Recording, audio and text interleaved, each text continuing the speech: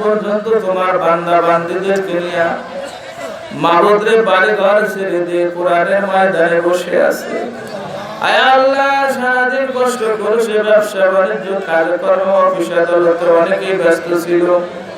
মাবুদরে গভীর রাত পর্যন্ত বসে বসে তোমার কোরআনের ময়দানে কোরআন শুনলো। আল্লাহ রে, কত বড় বাবাজিরা মাবুদরে কত কষ্ট করে বসে আছে। আয় আল্লাহ, যে মানুষগুলো আরামের বিছানায় সুন্দর করে ঘুমাবে, আরামের বিছানা হারাম করে কোরআনের ময়দানে বসে আছে রে মাওলা। এ আল্লাহ, কার অন্তরে কোন ব্যথা বেদনা দুঃখের আগুন দাও দাও করে জ্বলছে রে মাওলা। মাবুদ রে, তুমি মনের খবর জানো, তোমার বান্দাদের মনে দুঃখ ব্যথা বেদনা দূর করো। এ আল্লাহ, আমরা বড় গুনাহগার, আমরা বড় অপরাধী, আল্লাহ তোমার জাহান্নামের আসামি রে মাওলা। আয় আল্লাহ, মাথা থেকে পা পর্যন্ত গুনার ময়লা দিয়ে জড়াই ফেলেছি। গভীর রাত্রে গুনাহ মাফের জন্য কোরআনের মাহফিলে বসে তোমার ক্ষমার দরজার সামনে এসে হাত উঠাইছি। মাবুদ রে, তুমি যদি বলো মাফ করবো না, আমরা গুনাহগারের একার দরজায় যাব। আল্লাহ, আমাদের যাওয়ার আর কোনো দরজা নাই, সকলেরই দরজা হইতে আল্লাহ ফিরিয়া তোমারই দরজায় রইলাম বসিয়া, তোমারই দরজায় রইলাম পড়িয়া। দয়া করে মানুষ বানাইয়া কেমনে দিবা জাহান্নামের ফেলিয়া, জাহান্নামের আগুন আলহামদুলিল্লাহ,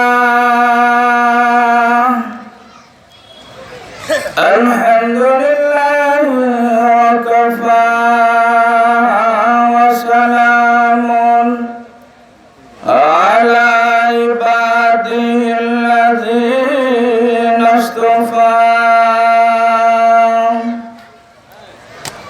আল্লাযী আরসালাহু বিল হাক্কি বাশীরান ওয়া নাযীরা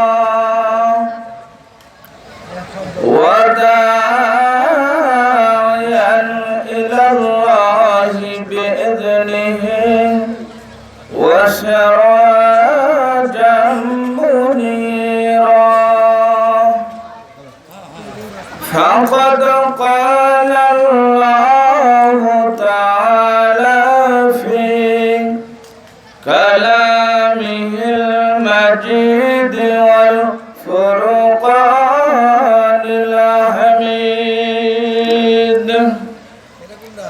সবাই আমার সাথে বলুন, আউযু বিল্লাহি মিনাশ শাইতানির রাজীম। বিসমিল্লাহির রাহমানির রাহিম। ওয়া আইয়ুবা ইয নাদা রাব্বাহু আন্নী মাসানিয়াদ দুররু ওয়া আনতা আরহামুর রাহিমিন। ওয়া ক্বালা রাসূলুল্লাহি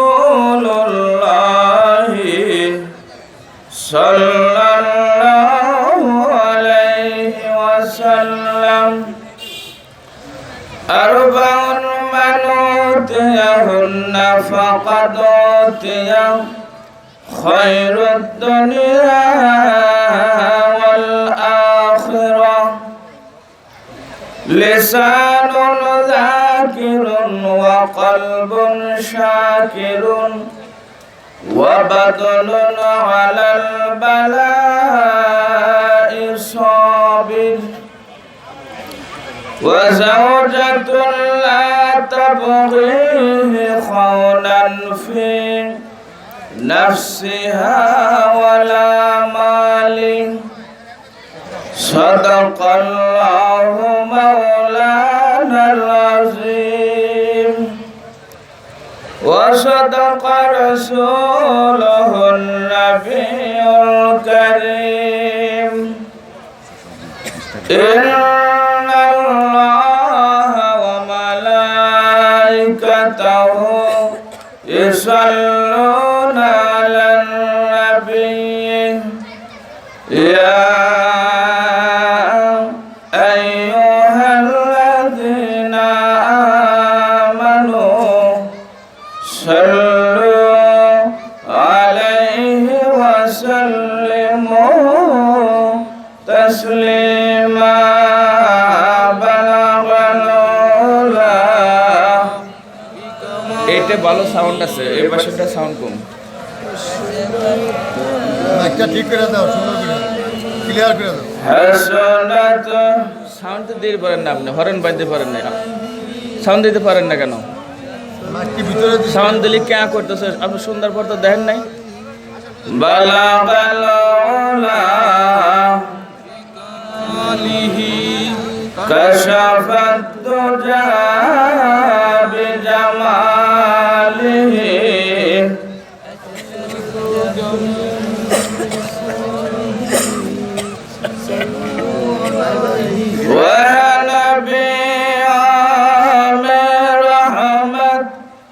لقب पाने वाला मुराद गरीबों के बरलाने वाला जोर बोलूं बलागलूला টাকা একটু বাইরে যা করলে ভালো হয় না বলবেন যাই হোক এটা তো মানুষ ডিস্টার্ব হবে كشف الدجى بجماله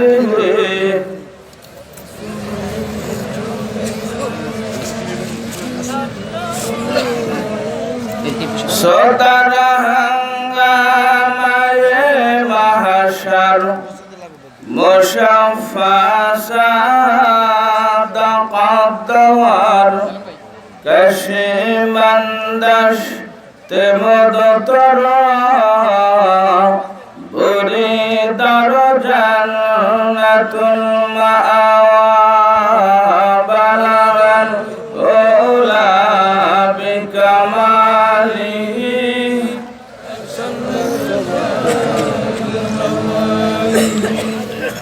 حسنت جميع خصاله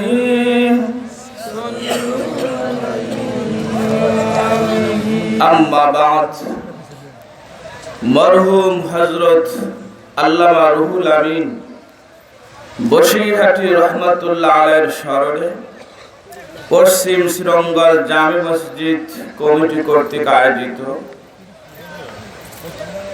11তম বার্ষিক তাফসীরুল কোরআন ওয়াজ মাহফিলের মুহতারাম সভাপতি আলহাজ শফিকুল ইসলাম ব্যাপারী বারাকাল্লাহু ফি হায়াতি আমিন ওয়াদকার মাহফিলের প্রধান অতিথি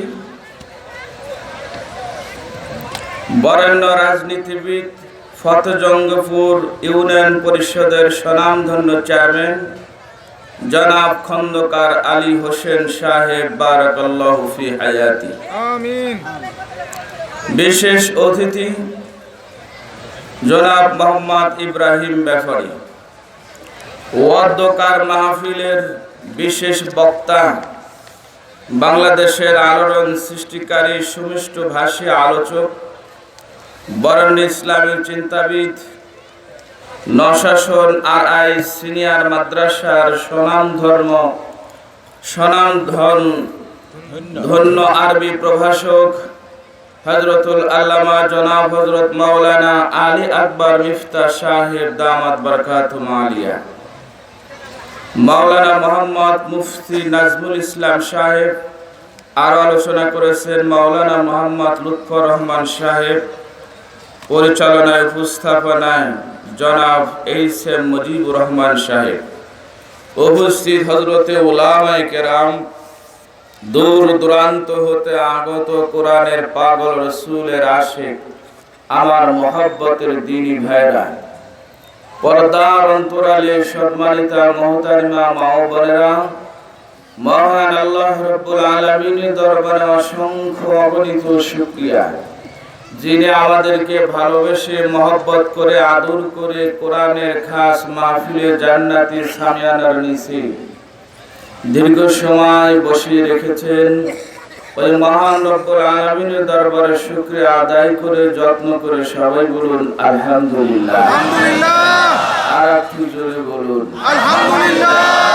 এই শরীয়তপুরের যতগুলো মাহফিল হয়, যে সমস্ত বক্তারা, যে সমস্ত মুফাসসির ওয়াজ করতেন, তাফসীর করতেন, তার মধ্যে সবচেয়ে জনপ্রিয়, সবচেয়ে সম্মানিত শ্রদ্ধার পাত্র ছিলেন, শরীয়তপুরবাসীর জন্য নিয়ামত ছিলেন মরহুম শাহ আব্দুল্লাহ আব্বাস হুজুর রহমাতুল্লাহ আলাইহি। কি বলেন, ঠিক না? এদেশের মানুষ এখন অনেক ওয়াজ শুনে, কিন্তু আব্বাসীর মতো তাফসীর আর পাচ্ছে না। আব্বাস হুজুর রহমাতুল্লাহ আলাইহি অধিকাংশ মাহফিলে শ্রোতাদেরকে নিয়ে সুন্দর একটা পদ্ধতিতে উনি শুকরিয়া আদায় করতেন। ওনার শুকরিয়ার পদ্ধতিটি ছিল অত্যন্ত চমৎকার, সৌন্দর্য। হুজুর বলতেন, পৃথিবীতে ৫টি মহাসাগর, কয়টি? ৫টি। ৬৬টা সাগর, অসংখ্য অগণিত নদী নালা খাল বিল রয়েছে। সবচেয়ে গভীরতম সাগর হলো প্রশান্ত মহাসাগর। প্রশান্ত মহাসাগরের গভীরতা হলো ৩৬,০০০ ফিট। দুনিয়ার সবচেয়ে উঁচা পাহাড়, যার উচ্চতা হলো ২৯,০০০ ফিট। হিমালয় পর্বতকে আস্থা ধরে প্রশান্ত মহাসাগরের ফিলিপাইন দ্বীপপুঞ্জের মধ্যে ছেড়ে দিলে ভাইজান ৭,০০০ ফিট পানির নিচে তলিয়ে যাবে। বলুন সুবহানাল্লাহ। ২ নাম্বার গভীরতম সাগর আটলান্টিক মহাসাগর। আটলান্টিক মহাসাগরের গভীরতা হলো ৩৩,০০০ ফিট। দুনিয়ার সবচেয়ে উঁচা পাহাড় হিমালয় পর্বতকে আটলান্টিক মহাসাগরের বারমুড টাঙ্গিলের মধ্যে ছেড়ে দিয়ে ভাইজান ৪,০০০ ফিট পানির নিচে তলিয়ে যাবে। দুনিয়ার সমস্ত সাগর মহাসাগরের পানি দিয়ে যদি কালি বানাও, মানব আর দানব যদি লেখক হও, গাছগুলো কেটে ছোট্ট করে কলম বানায় যদি মাওলার প্রশংসা লেখা শুরু করো, লিখতে লিখতে কালি ফুরায় যাবে, মাওলার প্রশংসা করা শেষ হবে না।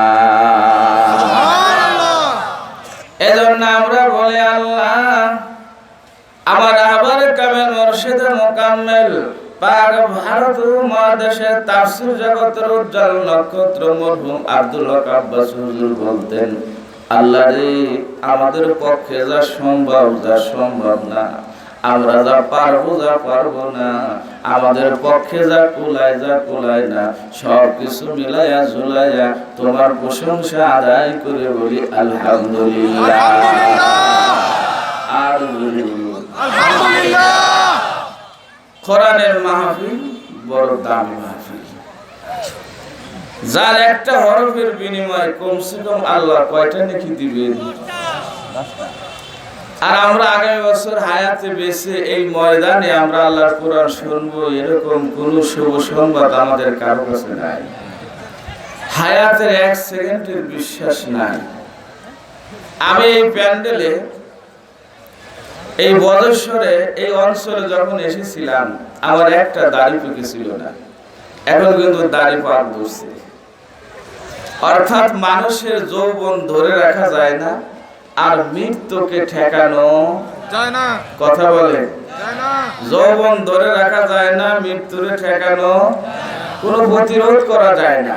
এমন কোন শক্তি পৃথিবীতে নাই যে মৃত্যুর হাত থেকে আপনারা আমার একটু বাঁচায়ে রাখতে পারবে।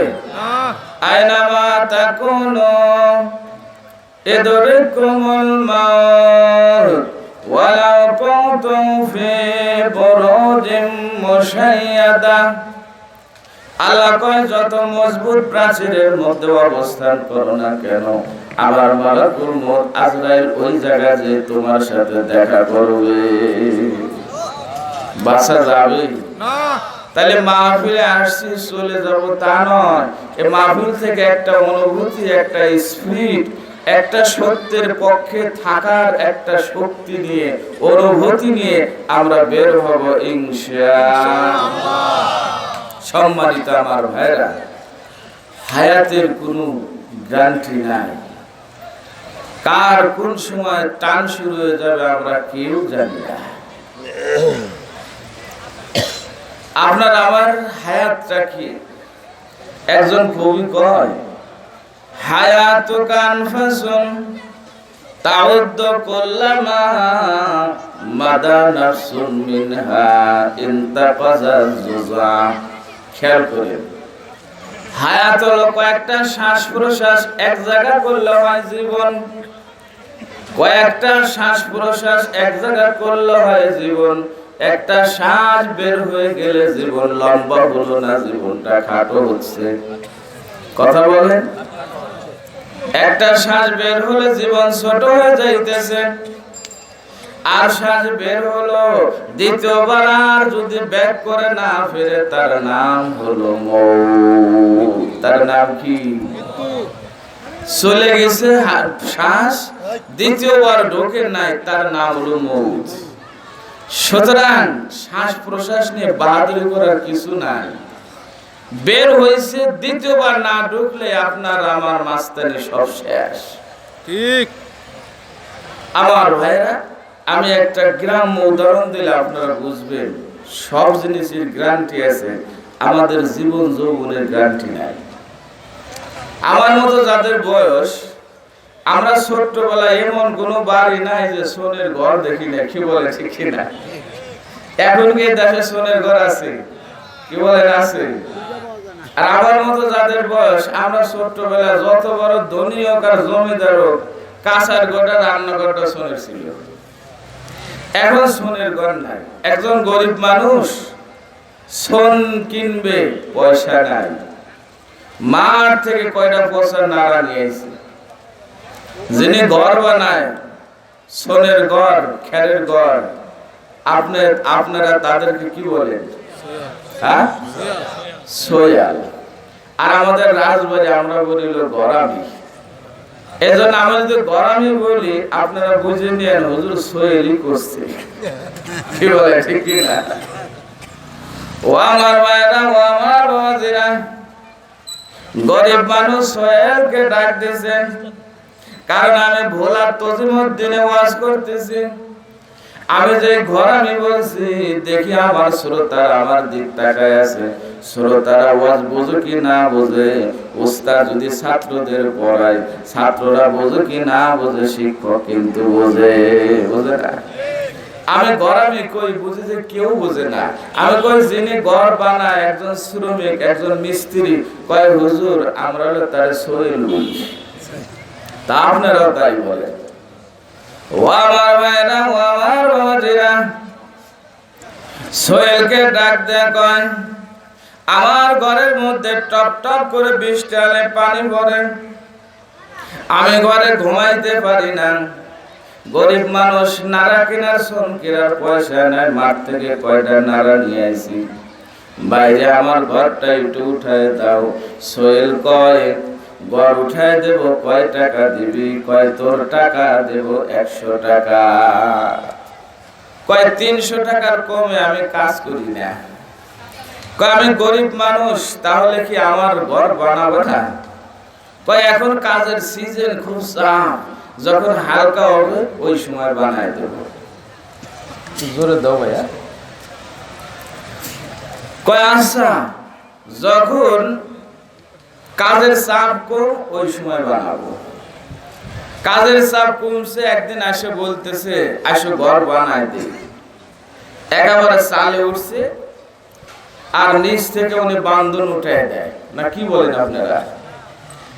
একেবারে বিকালবেলা ঘর ছায়া নামছে, নামার পরে গরিব লোকটা ডাক দেখো, ভাই ঘর তো ছাইছো, কয়দিন যাবে বলো তো? সোহেল কয়, ভাই নারা যদি ফসা, কিন্তু এত সুন্দর করে ছায়া দিয়েছি, মিনিমাম তোর ঘর 1 বছর যাবে।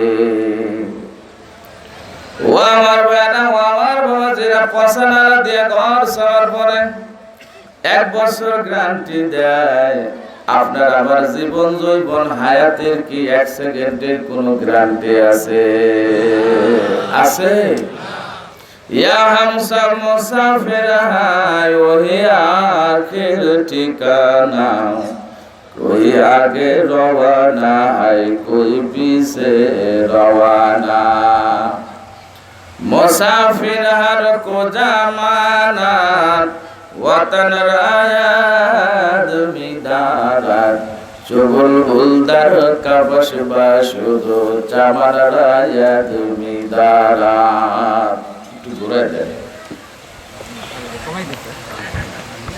একটু ঘুরে সরাসরি মারেন না। ও আমার ভাইরা, ও আমার বাবা, যারা খেয়াল করেন, লক্ষ্য করেন, আমরা দুনিয়ার মানুষ খালি দুনিয়ার পিছনে পিছনে দৌড়াই। দুনিয়ার পিছনে দৌড়াইয়া আমাদের জীবন জৈবন শেষ হয়ে যাইতেছে, কিন্তু যেই দেশের দিকে রওনা দিচ্ছি ওই দেশের জন্য কি সম্বল জোগাড় করলাম, কি জোগাড় করছি? খালি ওয়াজ শুনলে হবে না, ওই দেশের জন্য এখান থেকে মন তৈরি করতে হবে, আত্মশুদ্ধি অর্জন করে সংশোধন হয়ে মাহফিল থেকে যদি যেতে পারি তাহলে আসা যাওয়া সার্থক হবে। কি বলেন, ঠিক না? এক সুন্দরী রূপসী একটি মেয়ে মাঠের ভিতর দিয়ে যাচ্ছে, আর যিনি গোশ ওই 1 গ্রামের দুধ দোয়া 8 গ্রামে যায়। যিনি গাভীর দুধ দোয়া মানুষের বাড়ি থেকে নিয়ে বিক্রি করে তারে কি বলেন আপনারা? গোশ বলেন না? আমাদের ফরিদপুর রাজবাড়ির গোশ করি। এই গোশ মাঠের ভিতরে সুন্দরী রূপসী একটা মেয়ের সাথে দেখে, এত সুন্দর চেহারা। গোশ কয়, দাঁড়াও তো, চেহারা ভালো তো। দাঁড়াইছে, চেহারার দিকে তাকা রয়েছে। মেয়েটা কয়, তুমি আমার চেহারা কি দেখো? কয়, তোমার রূপ দেখতেছি। একটু পরে কয়, তোমার আমার পছন্দ হয়েছে, আমি তোমার বিয়ে করব। কয়, আলহামদুলিল্লাহ, ভালো প্রস্তাব দিছে না, বিয়ে করবে। এখন মেয়েটা কয়, বিয়ে যখন করবেন তাহলে চলেন কাজের কাছে যাই। এখন কাজের কাছে যাওয়ার পরে কাজে মেয়েটার চেহারা দেখি, কাজে কয়, এত সুন্দরী রূপসী মেয়ে তো জীবনে দেখিনি। কাজে বেচারা গোষ্ঠী কয়, বেটা তুই গোশ কয় টাকা কামাই করিস? এত সুন্দরী রূপসী এত লাবণ্য একটা মেয়ে তুই বিয়ে করে তুই বরণ পোষণ দিয়ে পারবি না, আমি বিয়ে করব, তুই যা। এখন মেয়েও একজন, ক্যান্ডিডেট কয়জন? সবাই যে কথা কর না, আপনারা তো আমার পুরান শ্রোতা, কি বলে, ঠিক কিনা? এই মাঠে মনে হয় 5-6 বার হয়ে গেল আমি আসছি, আর আমি জানেন আমি কথা বলবো, আপনারাও কথা বলবেন।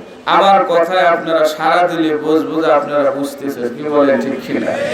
কারণ আমি মাঝে মাঝে বলি, ওই গল্প তো জানা আছে সবারই, এক বক্তা চোখ বুঝে বস করে 1 ঘন্টা পরে তাকাইছে, দেখে শ্রোতা একটাও নাই। আরে আল্লাহ রে, আমি ভদ্র মানুষ, আল্লাহওয়ালা মানুষ, ভালো মানুষ, চোখ বুঝে বস করি, এলাকার মানুষ বিয়াদব আমারে ফেলাইয়া সব কিছু চলে, একজন আছে বসে কয় সব বিয়াদব চলে গেছে, ভালো বাজান তুমি যে আছে আমি খুব খুশি। কয় হুজুর, আমি হলো মাইকলা, আমি কিন্তু চোখ বুঝে ওয়াজ করে বলতে না, আমার ডানে কারা আছে, বামে কারা আছে, পিছনে কারা আছে, সব চেহারা দেখে দেখে ওয়াজ করবো। কি বলে, ঠিক কিনা? মেয়ে একজন, ক্যান্ডিডেট কয়জন? এখন মেয়েটা কয় তাহলে যেহেতু আমাদের ভিতরে ঝগড়া লেগে গেল আর আমি একজন ছাড়া বিয়ে বসবো না, তাহলে চলো যাই আমরা আদালতে যাই, হাকিম যার পক্ষে রায় দেয় সেই লোকটাই বিয়ে করবে। আচ্ছা ঠিক আছে। গিয়েছে আদালতে। আদালতে যাওয়ার পরে এবার হাকিমের কাছে কয়, হাকিম সাহেব এই গোশ আমার বিয়ে করবে। এখন কাবিল করার জন্য, রেজিস্ট্রি করার জন্য গেলাম কাজীর কাছে, কাজীকে আমি বিয়ে করবো। এখন দুইজন হয়ে গেল, আমি তো একা, আপনি একটা সঠিক রায় দেন। হাকিম মেয়েটা চেহারা দেখে ওনার হুঁশ নাই। কিছু সময় পরে হাকিম কয়, বেটা তুই হলো গোশ আর তুই কাজে কয় টাকা কামাই করিস? আমি সরকারি কর্মকর্তা, গেজেটেড অফিসার। এই মেয়েটার বিয়ে করলে আমি রাখতে পারবো, আমি ওরে পালতে পারবো, তোরা পারবি না, তোরা জানি বিয়ে করবো। মেয়ে হলো একজন, এখন কয়জন হলো? বাংলাদেশে এমনও মেয়ের জন্ম হয়েছে, ওরা কয় পুরুষরা যদি 4 জন পারে তাহলে আমরা মেয়েরা কেন 4 জন বিয়ে করতে পারবো না? আসলে এরকম মুসলমানের ঘরের মেয়ে আছে, এরকম কথা কয়। কারণ কোরআন 4 জনের অনুমতি দিছে অনেক শর্ত সাপেক্ষে। কোরআনে বিয়ে করা ফরজ, আবার বিয়ে না করার কথাও বলা হয়েছে। একজনকে যদি ভরণ পোষণ না করতে পারে, একজনের সাথে যদি ম্যানেজ না করতে পারে, সেখানেও বিয়ে করা নিষেধ আছে। 4 জন জায়েজ, মাসলা মাসের জানি বিয়ে করতে গেলে কোন দরকার নাই, আমার দরকার নাই। ও আমার ভাইরা, ও আমার বৌদিরা, হাকিম কয় আমি করব। এখন কয়জন হলো? 3 জন। সবাই বলেন। মেয়েটা কয়, মেয়েটা খুব বুদ্ধিমান, কয় চলেন আমরা বাদশার কাছে যাই, বাদশা যা রায় দিবে আমি তাই মেনে নেব। গেলেন বাদশার কাছে। বাদশার কাছে যাওয়ার পরে বাদশা বিচারা কয় কি সমস্যা? কয় স্যার এই গোশ আমার বিয়ে করবি। গেলাম কাজের কাছে, কাজে কয় আমি করব। গেলাম হাকিমের কাছে, হাকিম কয় আমি করব। বাদশার নামদার, আপনি যা রায় দেন আমরা তাই মানব। এখন বাদশা মেয়েটার দিকে তাকায়া কিছু সময় পরে চিন্তা করে কয়, গোশ রে বেটা, তুই গোশ, তুই বেটা কাজী, আর তুমি ম্যাজিস্ট্রেট, আমার আদালতে চাকরি করো, আমার কর্মকর্তা। এই মেয়ে এত সুন্দরী রূপসী দামি মেয়ে, তোমরা বিয়ে করে রাখতে পারবে না, আমি বিয়ে করব। কয়জন হইল? মেয়ে একজন, ক্যান্ডিডেট 4 জন। এখন মেয়েটা একটা প্রস্তাব দিল যে আমি একটা প্রস্তাব দেব, এই প্রস্তাবে আমি যেই কথাটা বলবো আর আমার এই প্রস্তাব গ্রহণ যে করবে তার সঙ্গে আমার বিয়ে হয়ে যাবে। কি প্রস্তাব? প্রস্তাব হলো আমি মাঠের ভিতর দিয়ে দৌড় দেব, আর পিছনে আপনারা 4 জন আমারে ধরার জন্য দৌড়াবেন। যে আমারে ধরতে পারবে তার সাথে আমার বিয়ে হবে, আর যে আমারে ধরতে পারবে না তার সাথে আমার বিয়ে হবে না। এই মাইক আমি দেখছি বাইরে অনেক সাউন্ড, চমৎকার আওয়াজ হচ্ছে, কিন্তু বক্তার জন্য যে একটা মাইক ভালো সেটিং দেওয়া লাগে, ভাই এই বিষয়ে মাইক মেরে খেয়াল রাখা উচিত। কারণ স্টেজে আওয়াজ কিন্তু সেরকম পর্যাপ্ত না, আর মাইক্রোফোন থেকে একটু শুনলে আর আমার কথা মাইক্রোফোন নেয় না, কারণ আমরা প্রত্যেক দিন কথা বলা লাগে। আমি লম্বা সফর দিয়ে বরগুনা থেকে আপনাদের এখানে আসছি, আবার আমি চলে যাব কুষ্টিয়া। আমি যেখানে যাই অনেক সময় মাইক বাজে নেই, কারণ বক্তার ডান পাশে একটা মাইক, বাম পাশে একটা মাইক, 2 পাশে 2টা মাইক। বক্তার কান হয় শ্রোতাদের একেবারে চেয়ারের উপর দিয়ে যাবে, তাই সে ওয়াজ করে আরাম পাওয়া যাবে, কিন্তু সেটা সেটিং হয় না, বুঝতেছি। যাই হোক, জোড়া তালি দিয়া, যেহেতু বেশি কথা বলা লাগবে না, আমার ঘন্টাখানেক বললেই মনে হয় টাইম আমার শেষ হবে ইনশাআল্লাহ। তারপর রেডি আছো তো শালম ভাই? তারপর রেডি রেখে ও আমার ভাইরা, ও আমার বাজেরা, মেয়েটা একটা প্রস্তাব দিল আমি মাঠের ভিতর দিয়ে দৌড়াবো, আর আপনারা আমার ধরবে, যে আমার ধরতে পারবে তার সঙ্গে আমার বিয়ে হয়ে যাবে। এবার বিশাল একটা মাঠ, মাঠের ভিতরে যায় মেয়েটা আগে, পিছনে 4 জন দৌড় শুরু করছে। দৌড়াইতে দৌড়াইতে দীর্ঘ রাস্তা দৌড়াইলো। দৌড়ানোর পরে দেখা গেল গোজ বিছানা হাফায়া জমিনের মধ্যে পড়ে তার মৃত্যু হয়ে গেল। ইন্না লিল্লাহ। একজন মরছে, এখন থাকলো কয়জন? মেয়েটা দৌড়ায়, পিছনে 3 জন দৌড়ায়। আরো দীর্ঘ রাস্তা যাওয়ার পরে কাজে বেচারা মাটিতে পড়ে মারা গেল। থাকলো কয়জন? এখন 2 জন দৌড়ায়, বাদশা দৌড়ায়, হাকিমও দৌড়ায়। দীর্ঘ রাস্তা দৌড়ানোর পরে হাকিম বেচারা জমিনের মধ্যে পড়ে তার মৃত্যু হয়ে গেল। বাদশা এবার ভাবছে 3 জন মারা গেছে, আমি মেয়েটার বিয়ে করতে পারবো। এবার বাদশা পিছনে পিছনে বড় আশা নিয়ে দৌড়ায়। দীর্ঘ রাস্তা দৌড়ানোর পরে পিছনে তাকা দেখে 3 জন মারা গেছে। বাদশা চিন্তা করলো আমি মনে হয় বুঝি আর বাঁচবো না, আমার অবস্থা খারাপ। বাদশা আর দৌড়ায় স্বাদ মিটে গেছে। বাদশা এবার কয় আমি বিয়ে করবো না, তুমি কিটা দাঁড়াও, আগে রহস্যটাকে আগে একটু বলো, শুনবেন আপনারা? এবার বাদশা কয় ও মহিলা তুমি দাঁড়াও, আসলে তুমি কে? 3 জন মারা গেছে, আমি ক্লান্ত হয়ে গেছি, আমি মনে হয় বাঁচবো না, আমার বিয়ে করার দরকার নাই, তুমি তাড়াতাড়ি বলো তোমার পরিচয়টা দাও। মেয়েটা বলে আমি হলাম দুনিয়া। কি বললে? আমি হলাম দুনিয়া। আমি মানুষের পিছন দেখা, সুন্দরের রূপ দেখা দৌড়াই, মানুষ আমার পিছনে দৌড়ায়। দৌড়াইতে দৌড়াইতে মানুষগুলো মার্ডার হয়ে যায়, মানুষের মৃত্যু হয়ে যায়, কিন্তু আমারে হাসিল করতে পারে না। এরকম দুনিয়া হাসিল করতে যায় এমন কোনো দিন নাই বাংলাদেশে মানুষ মার্ডার হচ্ছে না, ঠিক না? গোটা বিশ্বেই দুনিয়ার পিছনে দৌড়াইতেছে, খালি কিসের পিছনে? আমি আপনাদের সামনে সূরা আম্বিয়া 83 এবং 84 নাম্বার আয়াতে কারিমা থেকে তেলাওয়াত করেছি।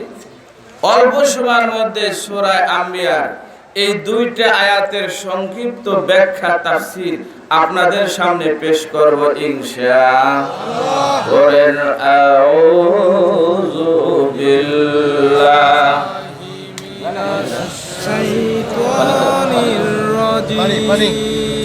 বিসমিল্লাহির রহমানির রহিম। আমার ভাইরা, আসমানি কিতাব হলো 104 খানা, কোরআনকে বাদ দিলে থাকে কয়খানা? 103 খানা কিতাবের সারসংখ্যা হলো আল কোরআন। বলুন সুবহানাল্লাহ। আর একটু জোরে বলেন না সুবহানাল্লাহ। 103 খানা কিতাবের সারসংখ্যা যদি কোরআন হয়, সেই কোরআন কত দামি, কি বলেন, ঠিক কি না? আর আপনারা যারা কোরআন শুনতে এসেছেন, আল্লাহ আপনাদের সম্মান ইজ্জত আল্লাহ বাড়ায় দিয়েছে। আল্লাহর হাবিব কয় কি পরিমাণ বাড়ছে? ওয়া ক্বালা রাসূলুল্লাহ সাল্লাল্লাহু আলাইহি ওয়াসাল্লাম ওয়া ইন্নাল মালাইকাতা লাতাদাউ আজলিহাতাহা রিদাল লিতালিবিল ইলম। আল্লাহর কোরআনের ছাত্ররা খালি রাস্তা দিয়ে হেঁটে যাবে, আল্লাহর নূরের ফেরেশতারা তাদের পায়ের নিচে, আল্লাহর নূরের ফেরেশতারা তাদের ডানা বিছায়া দিবে। আপনাদের সম্মান কিন্তু আল্লাহ বাড়াই দিয়েছে। তাহলে কোরআন পড়বেন না মুখ বন্ধ করে বসে থাকবেন? কোরআনের মধ্যে সূরা 114টি, 114টি সূরা সারসংখ্যা হলো সূরা বাকারা। সূরা বাকারার সারসংখ্যা হলো সূরা ফাতিহা। সূরা ফাতিহার সারসংখ্যা হলো বিসমিল্লাহির রহমানির রহিম। হাফেজ আব্দুল আওয়াল জনপুর রাহমাতুল্লাহ আলাইহি বলে, কেউ যদি একবার বিসমিল্লাহির রহমানির রহিম তেলাওয়াত করে, আল্লাহ রাব্বুল আলামিন তার আমলনামায় 104 খানা আসমানি কিতাব পড়ার সওয়াব দান করবে। সুবহানাল্লাহ। এই মাহফিল খানা আল্লাহর একজন বিখ্যাত ওলি যারে চেনে না আলেম সমাজ মুসলমানরা খুবই কম। ফুরফুরার মুজাদ্দিদে জামান আল্লাহর কুতুব আবু বকর সিদ্দিক রাহমাতুল্লাহ আলাইহি প্রথম যেই খলিফা ছিলেন তিনি ছিলেন এই আল্লামা রুহুল আমিন বশিরহাটি রাহমাতুল্লাহ আলাইহি। তার এত মেধাবী ছিলেন, তিনি যেরকম হাদিসের হাফেজ ছিলেন, ওনাকে বলা হচ্ছে হাফেজ হাদিস, কোরআনের হাফেজ ছিলেন, এত জ্ঞানী ছিলেন। কলকাতা টাইটেল মাদ্রাসা থেকে কামেল পাস করলেন। এরপরে উনি চাকরি করার জন্য মাদ্রাসায় চাকরি করবেন, উনি বায়াত হয়েছিলেন আবু বকর সিদ্দিক রাহমাতুল্লাহ আলাইহির হাতে। বায়াত হওয়ার পরে হুজুর বললেন, তুমি চাকরি করো না বাবা, তুমি কলম ধরো, কারণ বাতিলের বিরুদ্ধে তুমি লেখা শুরু করো। দেশে শিরিক বেদাত ভরে যাচ্ছে, মানুষ ইসলাম থেকে সরে যাচ্ছে। আমার মন বলে তোমার এই কলম ধরলে, তোমার কলমের লেখনীতে মানুষ হেদায়েত পেয়ে যাবে। বলুন সুবহানাল্লাহ। তিনি কেমন ওলি ছিলেন? আমার আহবার কামেল মুর্শিদে মুকাম্মেল মরহুম শাহ আব্দুল্লাহ আব্বাস হুজুর বলতেন, একদিন আমি হুজুরের সাথে সাতক্ষীরা শ্যামনগর গোমামতুল এক মাদ্রাসায় মাহফিলে যাচ্ছি। সাতক্ষীরা থেকে যাওয়ার পথে শ্যামনগর পাওয়ার আগে একটা ব্রিজ আছে। হুজুর বললেন, এই জায়গায় আগে নদী ছিল, আমরা নৌকায় যেতাম, তাই এই নৌকা দিয়ে আমার নিচ্ছে। আর মাহফিল কমিটি বলতেছে, একদিন এই নৌকার মধ্যে মরহুম আল্লাহর কুতুব রুহুল আমিন রাহমাতুল্লাহ আলাইহি এই নৌকার মধ্যে চড়ে উনি মাহফিলে যাচ্ছিলেন। আর নৌকার মধ্যে বসে বলতেছিলেন, মনে মনে একটা দোয়া করছে। দোয়া করার সাথে একটা মাছ নৌকার ভিতরে এসে লাফ দিয়ে উঠছে। সুবহানাল্লাহ। আর আল্লাহর ওলি খালি কান্দে। সবাই কয়, হুজুর কান্দেন কেন? আল্লাহর ওলি কয়, আহারে আমার মাওলার কাছে আমি সাগরের একটা মাছের কথা বলছি। আমি যদি এখন মাছ না চাইয়া আমার মাওলার কাছে আমি নাজাতের জন্য কথা বলতাম, আমি যদি জান্নাতের কথা বলতাম, হয়তো আমার মাওলা আমার জবানের এই কথাটা কবুল করত। কিন্তু আমি আখিরাতের চিন্তা না করে দুনিয়াটা মাছ চাইছি, চাওয়ার সাথে সাথে আমার মাওলা মাছে বলে দিছে, আমার ওলি মাছ চাই লাভ দিয়ে নৌকার মধ্যে উঠে যা। গত 3 এবং 4 2 দিন আমার মাহফিল ছিল মোলাদি মধ্য 13/2 নম্বর ওয়ার্ডে পৌরসভার। ওই জায়গায় একজন আল্লাহর ওলি ছিলেন, তার নাম ছিলেন তুজাম আলী ফরাজি। আপনারা চেনেন কিনা জানি না, আল্লাহর ওলির স্মরণে ওই মাহফিলটা হয়। আব্বাসী হুজুর ওই মাহফিলে যাইতেন। তিনি এত বড় কাবিল ওলি ছিলেন। আব্বাসী হুজুর আমার একদিন কয়, বেটা রে, ওলিদের কারামতি তুমি কি জানো? কত বড় কারামতি। এই ঘটনাটা উনি আমারে বদেশ্বর মাহফিলে এনে, আমরা তখন ওই চেয়ারম্যান সাহেবের বিল্ডিং এর 4 তলায় হুজুর আর আমি থাকতাম। হুজুর গর্ব করতে করতে বলতেছিল, আল্লাহর এক ওলি আমার কাছে এমন প্রশ্ন করছে রে মুফাজ্জল হোসেন আব্বাসী, আমি প্রশ্ন শুনে অবাক হয়ে গেলাম। যেহেতু ওলিদের স্মরণে মাহফিল, ওলিদের কথা শুনে, ওলিদের ব্যাপারে আল্লাহর কোরআনে আছে কিনা? জোরে বলেন, আছে কিনা? ওয়া মায়াতিল্লাহু ওয়ার রাসূল ফাউলাইকা নামাল্লাহু আলাইহিম মিনান নাবিয়িনা ওয়াস সিদ্দিকিনা ওয়াশ শুহাদাই ওয়াস সালিহিন ওয়া হাসুনা উলাইকা রাফিকা। বলুন সুবহানাল্লাহ। আব্বাস হুজুর কয়, এক লোক সাধারণ মানুষ দেখতে, কিন্তু আমার একটা আব্বাসী আপনি আল্লাহর কোরআনে তাফসীর করেন। আমার মনে হয় এই প্রশ্নটা আপনার কাছে বললে আপনি বুঝবেন, অন্য আলেমদের কাছে আমি বলিনি এই জীবনে। তবে আমি কথাটা বলবো, আমার ইন্তেকালের আগে কিন্তু আপনি বলেন না, আমার মৃত্যু হয়ে গেলে এরপর আপনি মাঠে বলেন, এর আগে কিন্তু বলেন না। কারণ কিছু কিছু ওলি আছে তারা কিরামত প্রকাশ করে না। কি স্বপ্ন? কয়, আমি দেখলাম ফজর হওয়ার সময় এক দল লোক মদিনা শরীফের দিকে যাচ্ছে, বলেন সুবহানাল্লাহ। আমার কয় তুমি যাবা নাকি? আমি বললাম হ্যাঁ যাবো। কয় তাড়াতাড়ি এসো, মদিনা জামাত শুরু হয়ে গেল। আমি ওই দলের সাথে গেলাম, তারা আমাকে নিয়ে মদিনা শরীফ নিয়ে গেল। ফজরের নামাজ আদায় করে আসছি, আদায় করার পরে আবার আমারে কিভাবে যেন উড়াল দিয়ে আবার আমার এখানে দিয়ে গেল। আমি এসে দেখি বাংলাদেশে মসজিদে এবার ফজরের নামাজ শুরু হয়ে যাবে। ও আব্বাসী সাহেব, এই যে ফজরের নামাজ আমি যে মদিনায় পড়লাম, আবার এই দেশে যে আবার নামাজের টাইম হয়ে গেল, আবার কি নামাজ আবার পড়া লাগবে কিনা? এবার আব্বাসী হুজুর বললেন, আপনি যখন বাংলাদেশে এসেছেন তখন বাংলাদেশের হুকুম আপনার উপর প্রয়োগ হবে।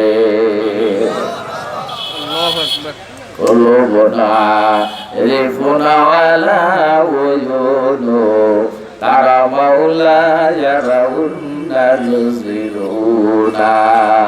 আমার আব্বাস হুজুর বলতেন, ওলিদেরকে আল্লাহ রাব্বুল আলামিন কুদরতের পাখা লাগায় দেয়। ওলিরা পাখা দিয়া বাড়ি দিয়া মক্কা মদিনায় চলে যায়। বলুন সুবহানাল্লাহ। আর জোরে বলেন ও আমার ভাইরা, ও আমার বাবাজিরা, চার শ্রেণীর মানুষ বিনা হিসাবে জান্নাতে যাবে। জোরে বলেন কয় শ্রেণী? আল্লাহর হাবিবের কাছে একজন সাহাবী এসে কয়, হুজুর বাড়িতে থাকলে আপনার কথা মনে পড়ে, আমি থাকতে পারি না, আপনার চেহারা দেখার জন্য আমি পাগল হয়ে যাই। হুজুর আপনার চেহারা মুবারক না দেখলে আমি বাড়ি থাকতে পারি না। কপাল কত ভালো, সরাসরি নবীর চেহারা দেখে, তাদের কপাল কত ভালো। আমরা তো কপাল পুরা, নবী দেখলাম না। যার চেহারা মুবারক দেখলে জাহান্নাম হারাম হয়ে যায়, যার চেহারা দেখলে সাহাবীদের ক্ষুধা মিটে যেত, ক্ষুধা লেগে যেত। ফাতেমা বলতো, হাসান হোসেন যা তোর নানার কাছে যা। সাহাবায়ে কেরামের ক্ষুধা লেগে যেত, নবীর দরবার আসে রাসূলের চেহারা মুবারকের দিকে তাকায় থাকতেন, তাদের ক্ষুধা মিটে যেত। আমরা তো নবী পাইলাম না, ভালো একজন ওলির চেহারাও দেখলাম না, কি বলেন ঠিক কিনা? আরে নবীর ওই সাহাবী কয়, হুজুর বাড়ি থাকতে পারি না, কলিজার ভিতরে খালি জ্বালা যন্ত্রণা, প্রেম দিয়ে ভরে ফেলাইছে আপনার মায়ার মহব্বত। আমি যখন আপনার দরবারে আসি আমার কলিজার আগুন ঠান্ডা হয়, কিন্তু আমার একটা প্রশ্ন জাগে, ইয়া রাসূলুল্লাহ। কি প্রশ্ন? কয়, হুজুর আপনি হলেন নবী, আমি হলাম সাধারণ মানুষ, আপনার ইন্তেকাল মুবারক হবে, আমাদের মৃত্যু হবে, আপনারা পয়গম্বর, পরকালে আপনারা বড় জান্নাতে থাকবেন, জান্নাতের মাকাম আপনাদের বড় হবে, আর আমরা হলাম সাধারণ পাবলিক। আল্লাহ যদি জান্নাত দেয় আমাদেরকে সাধারণ একটা জান্নাত দিবে, আখিরাতে যায় তো হুজুর আপনারে আমি পাবো না, দুনিয়ায় না দেখলে আমি না থাকতে পারি না, আখিরাতে আপনারা না পাইলে আমি কেমনে থাকবো? নবীর পাগল। আল্লাহ রাসূল কোনো কথা কয় না, পরকালে রাসূল সাথে তার দেখা হবে কিনা রাসূল কোনো কথা বলে না। নীরব হয়ে গেলেন। অল্প সময়ের মধ্যেই জিবরাইল আমিন সূরা নিসার 69 নম্বর আয়াতে কারিমা নিয়ে নাযিল হলো, ওয়া মান ইউতিল্লাহা ওয়ার রাসূল ফাউলাইকা আনাল্লাহু আলাইহিম মিনান নাবিয়িনা ওয়াস সিদ্দিকিনা ওয়াশ শুহাদা'i ওয়াস সালিহিন।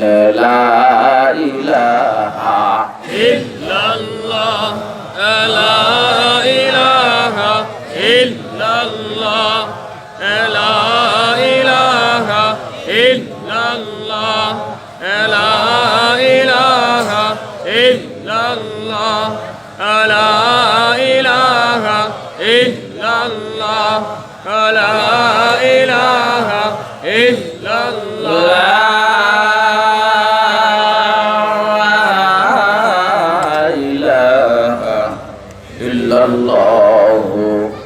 মুহাম্মাদুর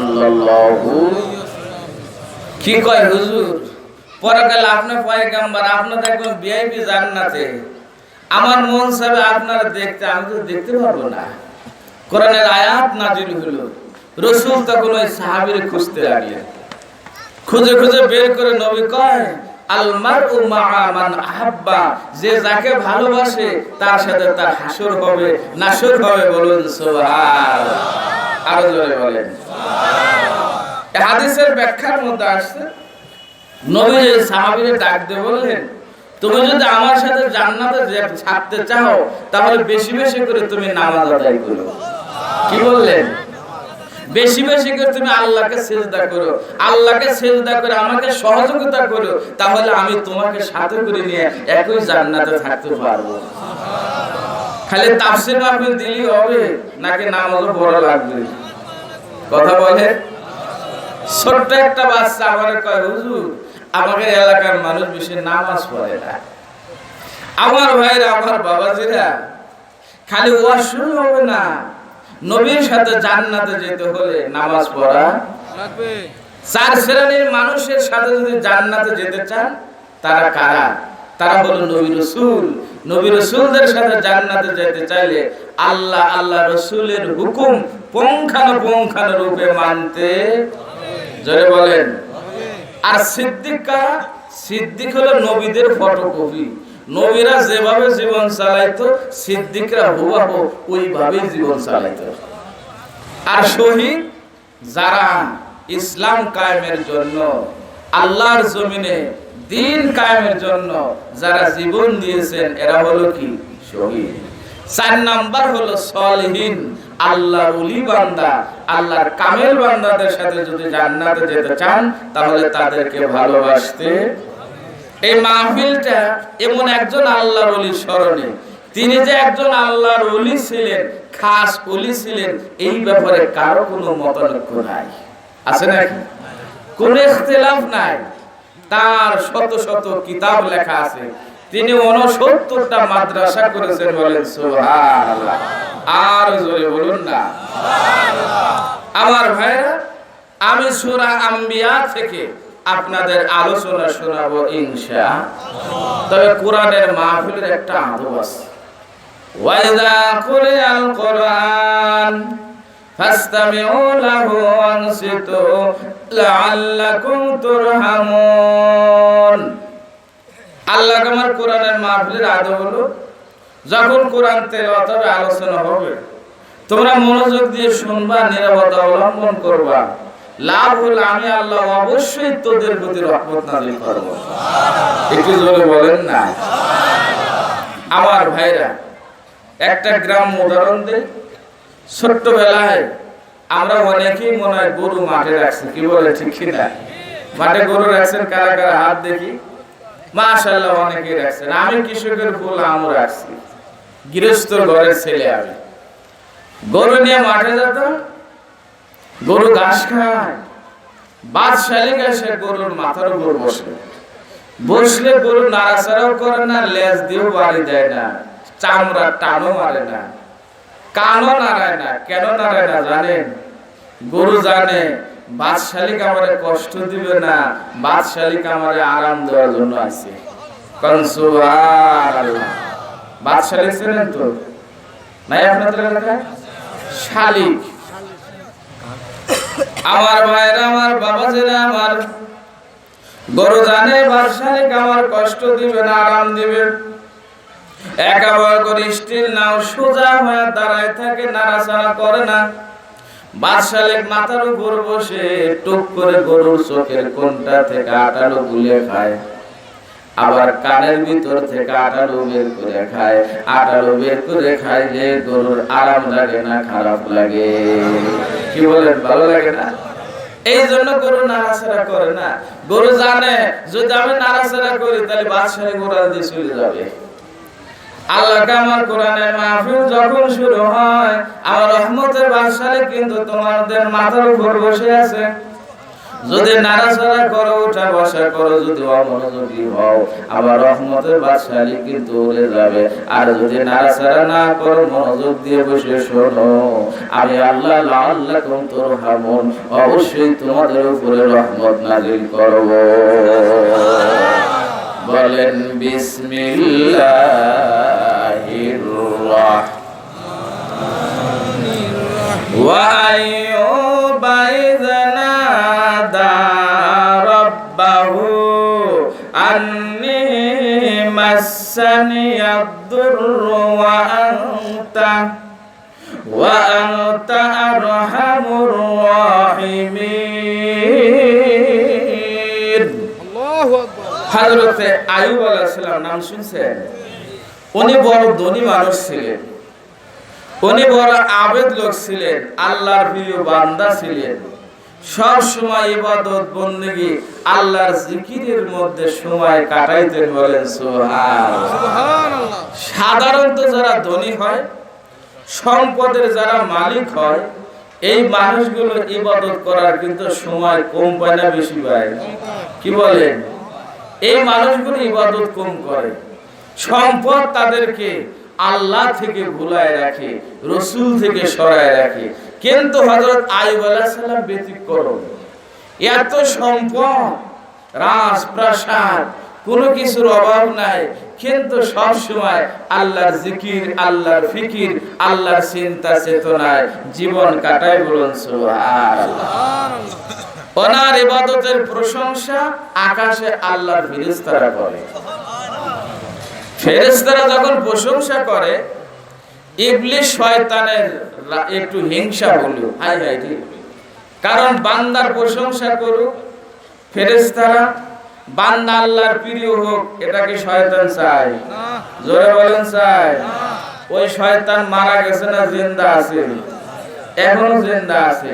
শয়তানের কাছে আমার আগে আমার বড় ভাইজান মাওলানা মিফতা ভাই আলোচনা করছে শয়তানের আক্রমণ, চতুর্মুখী আক্রমণ। শোনেন নাই?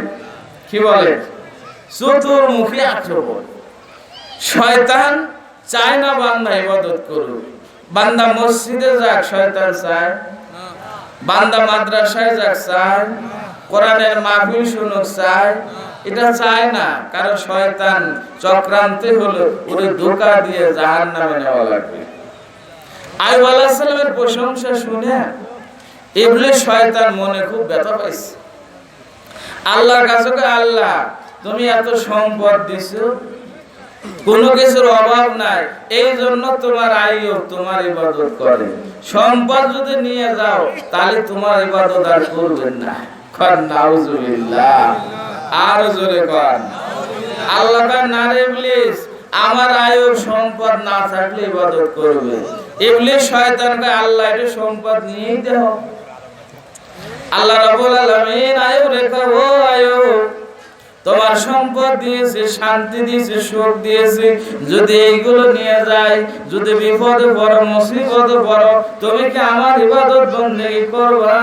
আইয়ুব আলাইহিস সালাম কয়, আল্লাহ রে, সুখে শান্তির ইবাদত করলে যেই সওয়াব হয়, বিপদে মুসিবতে বালা মুসিবতের মধ্যে পড়ে ইবাদত করলে তার চাইতে ডবল সওয়াব হয়। জোরে বলেন না। ইবলিস শয়তান আল্লাহ তোমার ইবাদত করবে না। ও আল্লাহ আইয়ুব আলাইহিস সালামের সম্পদ দিয়েছে বলে তোমার ইবাদত করেন, আমার একটু শক্তি দাও, আইয়ুবের সম্পদ নষ্ট করে দেব। আল্লাহ রাব্বুল আলামিন বললেন, যা শয়তান, আমি তোরে শক্তি দিলাম, আইয়ুবের সম্পদ তুমি নষ্ট করে দিবা। একেবারে শয়তান মহা খুশিতে দুনিয়া আসে দলবল নিয়ে মিটিং করে। আইয়ুব আলাইহিস সালামের সম্পদ নষ্ট করে দেওয়া লাগবে। কে বড় তোমাদের ভিতর থেকে? একজন শয়তান দাঁড়ায় কয়, আমি এত শক্তি, আমি হঠাৎ করে আগুন হয়ে যেতে পারি। কয় তাই? কয় ঠিক আছে, তাহলে যেই মাঠে আইয়ুব আলাইহিস সালামের উট ছাগলগুলো আছে না, ওই মাঠে যায় একেবারে সবগুলো পুরাইয়া শেষ করে দিবি। শয়তান যায় ওনার উট ঘোড়া মহিষ যা ছিল সব পুরো একেবারে শেষ করে দিছে।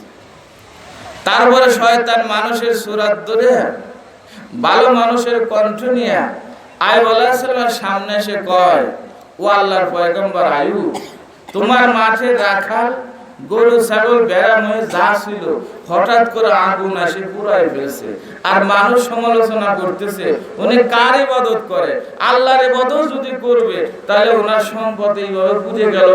মানুষ তো নানান কথা বলছে, সমালোচনা করে। আইয়ুব আলাইহিস সালাম মানে ধোঁকা দেওয়ার জন্য আইছে। আল্লাহর পয়গম্বর কয়, ও আল্লাহর মাল আল্লাহ নিয়ে গেছে, এতে আমার কিছু আসে যায় না। আমি কিছুদিনের জন্য পাহাড়দার ছিলাম, আল্লাহ নিয়ে গেছে, শুকরিয়া আদায় করে বলি আলহামদুলিল্লাহ। আর জোরে বলুন না আলহামদুলিল্লাহ। শয়তান দেয় কি রে, সম্পদ নষ্ট করলাম, ওরে দিয়ে আরো শুকরিয়া আদায় করে। আর আমাদের মতো কিছু হাজি, কিছু মুসল্লি মসজিদে নামাজ কালাম পড়লে তো বিপদ আসলে কয় আল্লাহ আর কারো সহি দেয় না, খাইলে আমারই দেয়। আছে না এরকম? আছে। আহারে হযরত আইয়ুব আলাইহিস সালাম শয়তান মনে কষ্ট নিয়ে চলে গেল, ধোঁকা দিয়ে পারলাম না। এবার আরেকজনকে কয়, তুই কি করতে পারবি? বলে যে আমি ঝড় হতে পারি। কয় তাই? কয় আচ্ছা ঠিক আছে, তাহলে আইয়ুব আলাইহিস সালামের মাঠে যত ফসল আছে এমন ভাবে ঝড় হবি একেবারে সবগুলো পুরো সবগুলো শেষ করে দিবি। মাঠে যায় সমস্ত ফসল নষ্ট হয়ে গেল। আইয়ুব আলাইহিস সালামের কাছে খবর আসলো, ও আল্লাহর পয়গম্বর আইয়ুব, তোমার সব মাঠের সম্পদ নষ্ট হয়ে গেছে। আল্লাহর পয়গম্বর আইয়ুব আলাইহিস সালাম শুকরিয়া আদায় করে বলে আলহামদুলিল্লাহ। আরো জোরে বল আলহামদুলিল্লাহ। আবার কর, যত রাখাল ছিল সব মারা গেছে। এবার ইবলিস শয়তান কয়, তুমি মারা যাও। আইয়ুব আলাইহিস সালাম কয়, আল্লাহ যাদের কবুল করছে তারা শহীদ হয়েছে, আল্লাহ তোমারে ভালো চায় না, এই জন্য তুমি বেঁচে আছো। সুবহানাল্লাহ। কি কয় দেখছেন? আল্লাহ যাদের কবুল করেছে ওরা শহীদ হয়ে গেছে, আর আল্লাহ তোমারে ভালো চায় না, মঙ্গল চায় না, এই জন্য তুমি জিন্দা আছো, তুমি সরো আমার কাছ থেকে। এই কথার ভয়ে শুকরিয়া আদায় করে কার? আর জোরে বলেন না। ইবলিস দেখেন না রে, লোকটার তো আল্লাহ থেকে সরানো গেল না, শয়তানের চক্রান্ত কি শেষ না আরো আছে? এরপরে একজনকে কয়, আচ্ছা তুমি কি করতে পারবা? কয় আইয়ুব আলাইহিস সালামের ছেলে মেয়েরা যে স্কুলে পড়ে ওই স্কুলে যায় একেবারে বিল্ডিং এর ইট খুলে দেওয়াল ভাঙে সবগুলোর মাথার উপর ফেলায়া সবগুলোর মারি ফেলবো। কয় যাও যাও। শয়তান ভাবছে সন্তানরে যদি নেওয়া যায়, সন্তান আব্বা মা ভালো কম বাসে না বেশি বাসে? কারণ সন্তানরে সরাইলে উনি মনে ব্যথা পাবে। এবার আইয়ুব আলাইহিস সালামের ছেলেরা যে স্কুলে পড়ে, যে মাদ্রাসায় পড়ে, ইবলিস শয়তান ওই জায়গায় যায় বিল্ডিংটা ধাক্কা মারলো। বিল্ডিং এর মধ্যে চাপা পড়ে ওনার সব ছেলে মেয়েগুলো মারা গেল। আর শয়তান আইয়ুব আলাইহিস সালামের সামনে এসে বলতেছে, আল্লাহর পয়গম্বর আইয়ুব, আপনার একজন ছেলের মাথার উপর ইট পড়লো, পড়ার সাথে সাথে মাথাটা ফেটে রক্ত বের হতে লাগলো, আর ছেলেটা আব্বু আব্বু বলে কাঁদতে লাগলো। আপনার আর একটা ছেলের বুকের উপর ওয়ালে চাপা পড়ছে, আমি দেখলাম ও মা মা বলে কাঁদতেছে। আর একটা ছেলের বুকের উপরে ইট পড়ে বুকটা ফেটে গেল, রক্ত রক্ত ছিটকে বের হয়ে গেল। এইভাবে আপনার সবগুলো ছেলে মেয়ে মারা গেছে। আল্লাহর পয়গম্বর আইয়ুব আলাইহিস সালাম কয়, আল্লাহ যে আল্লাহ আমাদের ছেলে মেয়ে দিয়েছিল ওই আল্লাহ নিয়ে গিয়েছে, সুতরাং আমার মনে কোনো ব্যথা নাই, দুঃখ নাই, আমি শুকরিয়া আদায় করে বলি আলহামদুলিল্লাহ। জোরে বলুন। وقال رسول الله صلى الله عليه وسلم أربع من أوتيهن فقد أوتي خير الدنيا والآخرة। খেয়াল করেন, আল্লাহ কয় আমি যার চারটি জিনিস দিয়েছি তার দুনিয়া আখিরাতের কল্যাণ দিয়ে দিয়েছি। সুবহানাল্লাহ বলেন বাড়ি যায় আর একটু জোরে বল সুবহানাল্লাহ। যার চারটি জিনিস দিয়েছি নবী কয় তার দুনিয়া আখিরাতের সব কল্যাণ আল্লাহ দিয়েছে। তার ভিতরে একটা হলো লিসানুন যাকিরুন, যেই জবান সব সময় আল্লাহর জিকির করে। কার জিকির? আল্লাহ। মসজিদে যাওয়ার সময় কার জিকির করবে? আল্লাহ। গাড়ি চালানোর সময় কার জিকির? আল্লাহ। দোকানদারি করার সময় কার জিকির? আল্লাহ। মাঠে লাঙ্গল বাওয়ার সময় কার জিকির? আল্লাহ। ঘুমানোর সময় কার জিকির? সব সময় জবানের ভিতরে যারা আল্লাহর জিকির থাকে, আল্লাহর নবী কয় ওই লোকটা দুনিয়া আখিরাতের কল্যাণ পেয়ে গেছে। সুবহানাল্লাহ। অকলবুন শাকিরুন, দুই নাম্বার হলো ওই কলব, ওই হৃদয়, যেই হৃদয় সব সময় আল্লাহর প্রশংসা করে, আল্লাহর কৃতজ্ঞতা আদায় করে, আল্লাহর নিয়ামত পাইলে খালি কয় আলহামদুলিল্লাহ।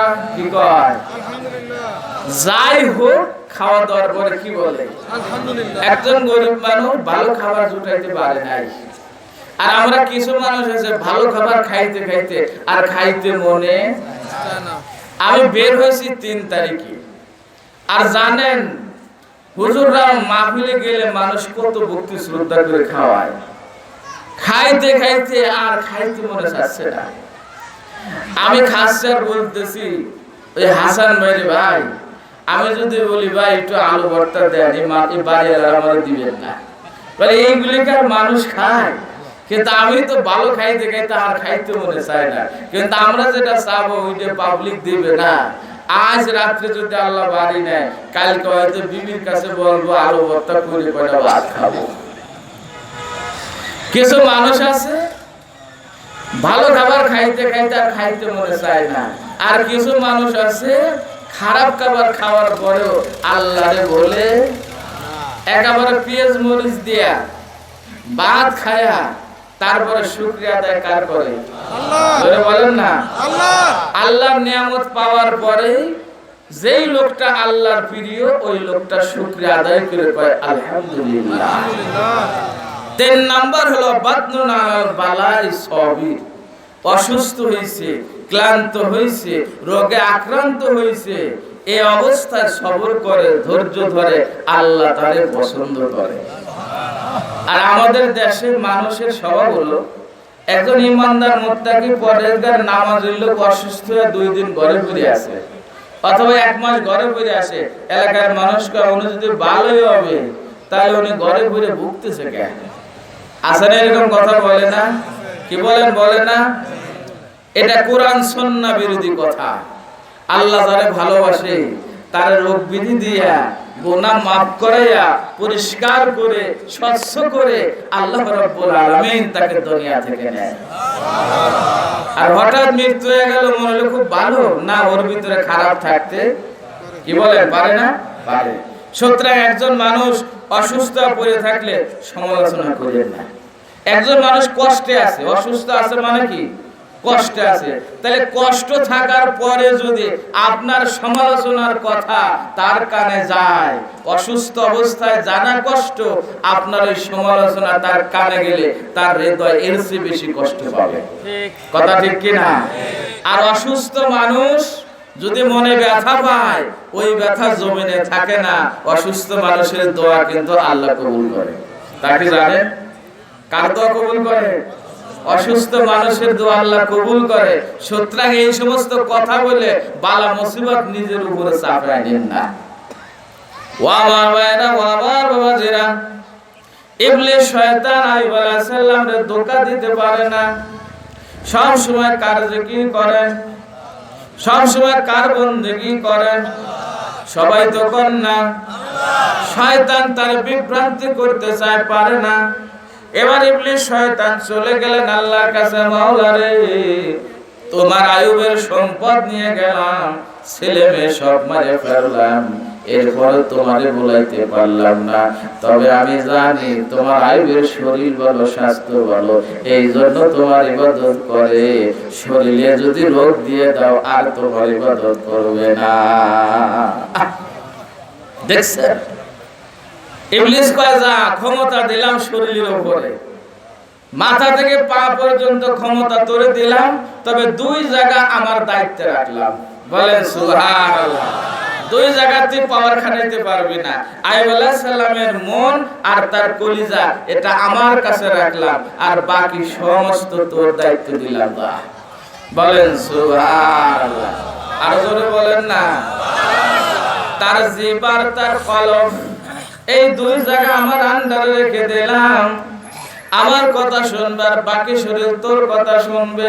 ইবলিস মহা খুশি হয়ে তার দলবল নিয়ে মিটিং এ বসে বলতেছে, এইবার আইয়ুবরে ধোঁকা দেওয়া যাবে। কর নাউজুবিল্লাহ। ঘুমাসি ওই যে ঘুমায়, আমার দিক তাকান। সামনে বসে ঘুমান যাবে না, আমার দিক তাকাইতে হবে। কোন দিক তাকাবেন? মাহফিলে বসে ডানি বাই তাকাইলে হবে না, বক্তার দিক তাকাইতে হবে। আর সামনে যারা বসেছেন তাদের তো ঘুমাতে যাবেই না। ক্লাসের সামনে বসলে কি ঘুমান যায়? ঘুমায় কারা? যারা পিছনে বসে। পিছনেরা যদি ঘুমায় আমি কিছু করব না, সামনেরা কিন্তু ঘুমায় না। তাহলে কিন্তু লজ্জা হবে। ওই দেন ভিডিও করতে এসে তাও ঘুমায়, সেজদায় পড়ে গেছে। এই ঘুমান যাবে না, আমার দেখে লা ইলাহা ইল্লাল্লাহ মাথা নিচে করা যাবে না, নিচে করলে ঘুমাইতেছে। লা ইলাহা ইল্লাল্লাহ লা ইলাহা ইল্লাল্লাহ লা ইলাহা ইল্লাল্লাহ মুহাম্মাদুর রাসূলুল্লাহ। বাবাসি খিদে লাগছে, বিড়ির নেশা করছে। কোরআনের নেশা লাগার কিসের নেশা? ঘর নাই তো। কয়জন ঘুমাইছেন দেই? মাশাআল্লাহ 20-25 জন ঘুমাইছি। আল্লাহ ঘুমাইলে কি আদর্শ করা যায়? তাহলে তো ওয়াজ বুঝতেছেন না। আমার আব্বাস হুজুর বলতো, এক রোগী ডাক্তারের কাছে গেছে, পেটে ব্যথা রোগী, সিরিয়াল নাম্বার 39, বারান্দায় খালি গড়াগড়ি করে, খালি কয় ওরে মা ওরে বাবা, মাঝে মাঝে কয় আল্লাহ। ভিতর থেকে এমবিবিএস ডাক্তার কয় কোম্পানির এই কান দেখে ওইটা ভিতরে আন। কয় স্যার সিরিয়াল তো 39। কয় সিরিয়াল মিলা লাগবে না, সব ব্রেক আগে ওরে দেখবো। একেবারে ভিতরে ঢুকায়া পেটে মেশিন লাগায়া জিজ্ঞাসা করে, চাচা মিয়া পায়খানা কেমন? কয় স্যার গরিব মানুষের পায়খানা খড়ি দিয়ে বানাইছি। ডাক্তার কি কয়, রোগী কি কয় দেখছেন? আমার কাছে চাচা মিয়া আপনার কি আম পরে? কয় পোলা পরে ঢেল দিলি পরে। ডাক্তার কি কয়, রোগী কি কয়? তা আমি বক্তা বলে আপনারা কি ঘুমাইছেন? কয়েকজন হাত উঁচু করে কয় হুজুর ঘুমাইছি। এইরকম ওয়াজ বুঝলে কিন্তু বাড়ি যাবে না। তাফসীর কেবল শুরু, এখনো কিন্তু আমরা তাফসীরের কেবল ক্লাস শুরু হইছে, শেষ পর্যায়ে যাইতে আরো অনেক দেরি হবে। থাকতে পারবেন তো? আল্লাহ কবুল করুন, বলেন আমিন। আর জোরে বলেন আল্লাহুম্মা আমিন। লা ইলাহা ইল্লাল্লাহ লা ইলাহা ইল্লাল্লাহ লা ইলাহা ইল্লাল্লাহ লা ইলাহা ইল্লাল্লাহ লা ইলাহা ইল্লাল্লাহ মুহাম্মাদুর রাসূলুল্লাহ সাল্লাল্লাহু। ইবলিস শয়তান দলবল নিয়ে এবার পরামর্শ করে, কয় এতদিন তো ধোঁকা দিতে পারি না, আজকে শক্তি নিয়ে এসে আল্লাহর কাছ থেকে। কি শক্তি? যে ওনার শরীরের উপর শক্তি প্রয়োগ করার মতো ক্ষমতা আল্লাহ আমাদের উপর ছেড়ে দিয়েছে। তবে দুই জায়গা আল্লাহ ওনার কাছে রেখে দিয়েছে, একটা হলো তার জিহ্বা আর একটা হলো তার কলিজা। এই দুই জায়গায় হাত দেওয়া যাবে না, আর বাকি সব জায়গায় আমাদের ক্ষমতা চলবে। তোমরা কে কি করতে পারবা? শয়তান একটা মাঝখান দিয়ে দাঁড়ায়, আমার এমন শক্তি, আমি একেবারে ওনার কাছে যাই নাকের ভিতরে ফু দেব। তাফসীরে নুরুল কোরআনের মধ্যে লেখছে, শয়তান কয় নাকের ভিতরে ফু দেব, দেওয়ার সাথে শরীরে জ্বালা পোড়া শুরু হবে, অল্প সময়ের মধ্যে শরীরের পছন্দ ধরে যাবে। বলে নাউজুবিল্লাহ।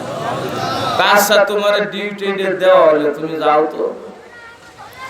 যা দেখে আল্লাহর পয়গম্বর হযরত আইয়ুব আলাইহিস সালাম সিজদায় পড়ে আছে, আল্লাহর সিজদা দেয়, নামাজ পড়তেছে।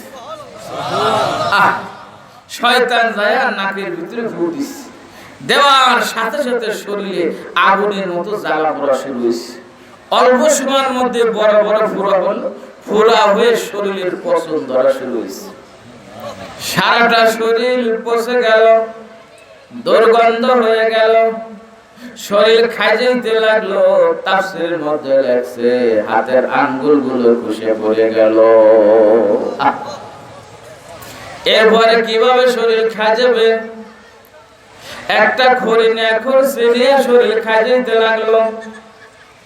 সারাটা শরীর দুর্গন্ধ হয়ে গেল। স্ত্রীরা সবাই চলে গেল, একজন রইল রহিমা। কি নাম? রহিমা রইল। এলাকা দুর্গন্ধ ছড়ায় গেল, কারণ মানুষের শরীর যদি পচে, মানুষের শরীর পচলে কিন্তু মারাত্মক দুর্গন্ধ হয়। এলাকার মানুষ বলে, রহিমা রে, আমরা আইয়ুবের দেশে থাকতে দেব না, এই গ্রাম থেকে আরেক গ্রামে চলে যাও।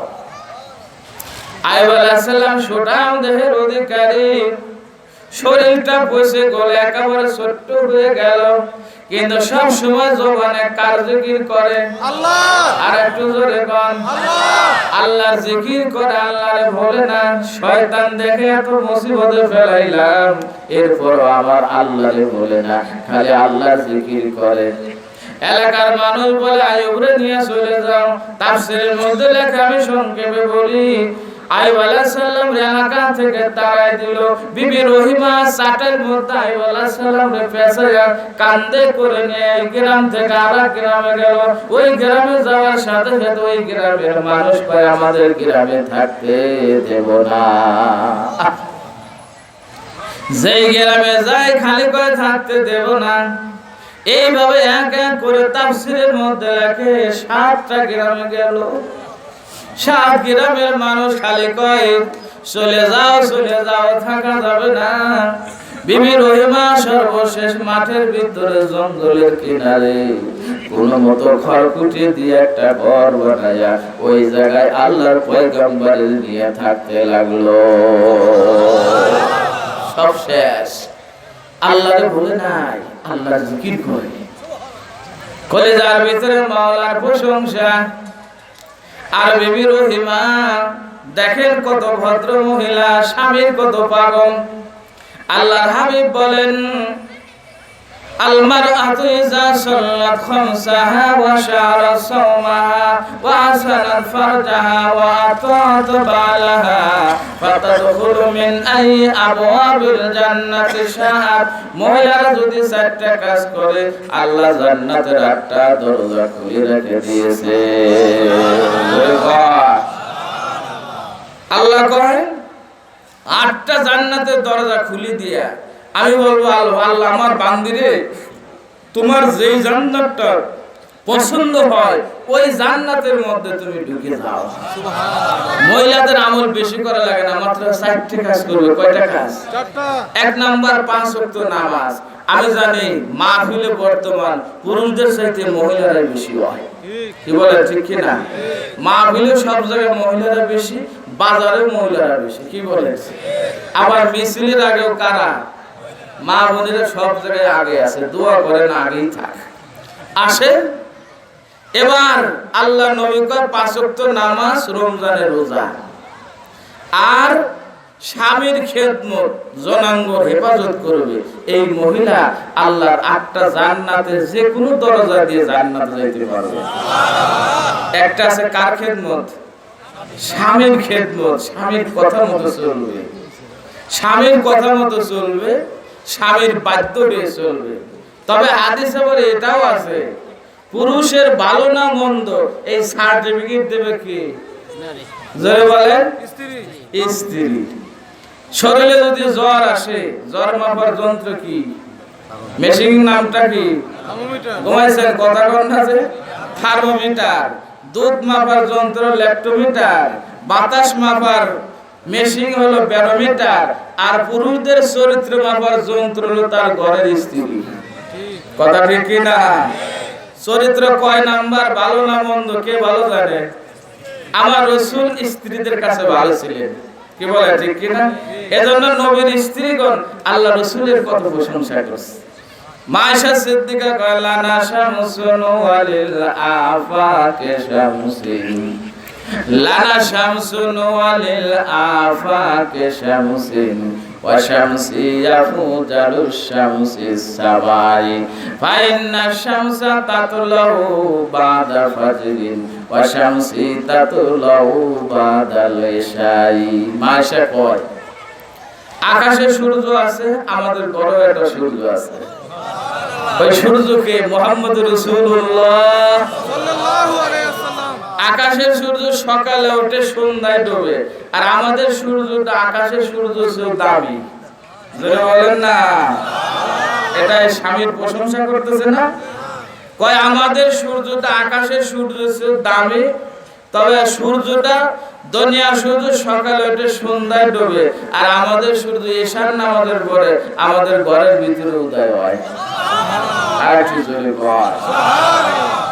মহিলা যদি কয় স্ত্রী ভালো, তার জন্য দোয়া করে, তাহলে ওই স্বামী ভালো। আবার স্বামী যদি মহিলার ব্যাপারে বলে আল্লাহ রে 40 বছর এই মহিলার নিয়ে ঘর সংসার করছি, কোনদিন আমার মনে কষ্টই দেয় না, আল্লাহ আজকে মারা গেছে, আল্লাহ তোমার বান্দিরে আমি মাফ করে দিলাম। কোনদিন কমপ্লেইন করে নাই, ভালো বিছানা দিতে পারি নাই, ভালো ঘর দিতে পারি নাই, ভালো পোশাক দিতে পারি নাই, ভালো খাবার দিতে পারি নাই, রাগ করে কোনদিন বাবার বাড়ি চলে আল্লাহরে আমি খুশি, আমি খুশি, আল্লাহ রাব্বুল আলামিন ওই মহিলারে মাফ করে দিবেন। সুবহানাল্লাহ। মা বোনেরা, এজন্য স্বামীর খেদমত করবেন, স্বামীর কথা মতো চলবেন। আবার স্বামীরাও স্ত্রীদের কি করবে? ভালোবাসবে, মহব্বত করবে, স্নেহ করবে, আদর দিবে, সুহাগ দিবে, মমতা দিয়ে, বুক ভরা ভালোবাসা দিয়ে তাদেরকে দেখাশোনা করতে হবে। কি বলেন, ঠিক কি না?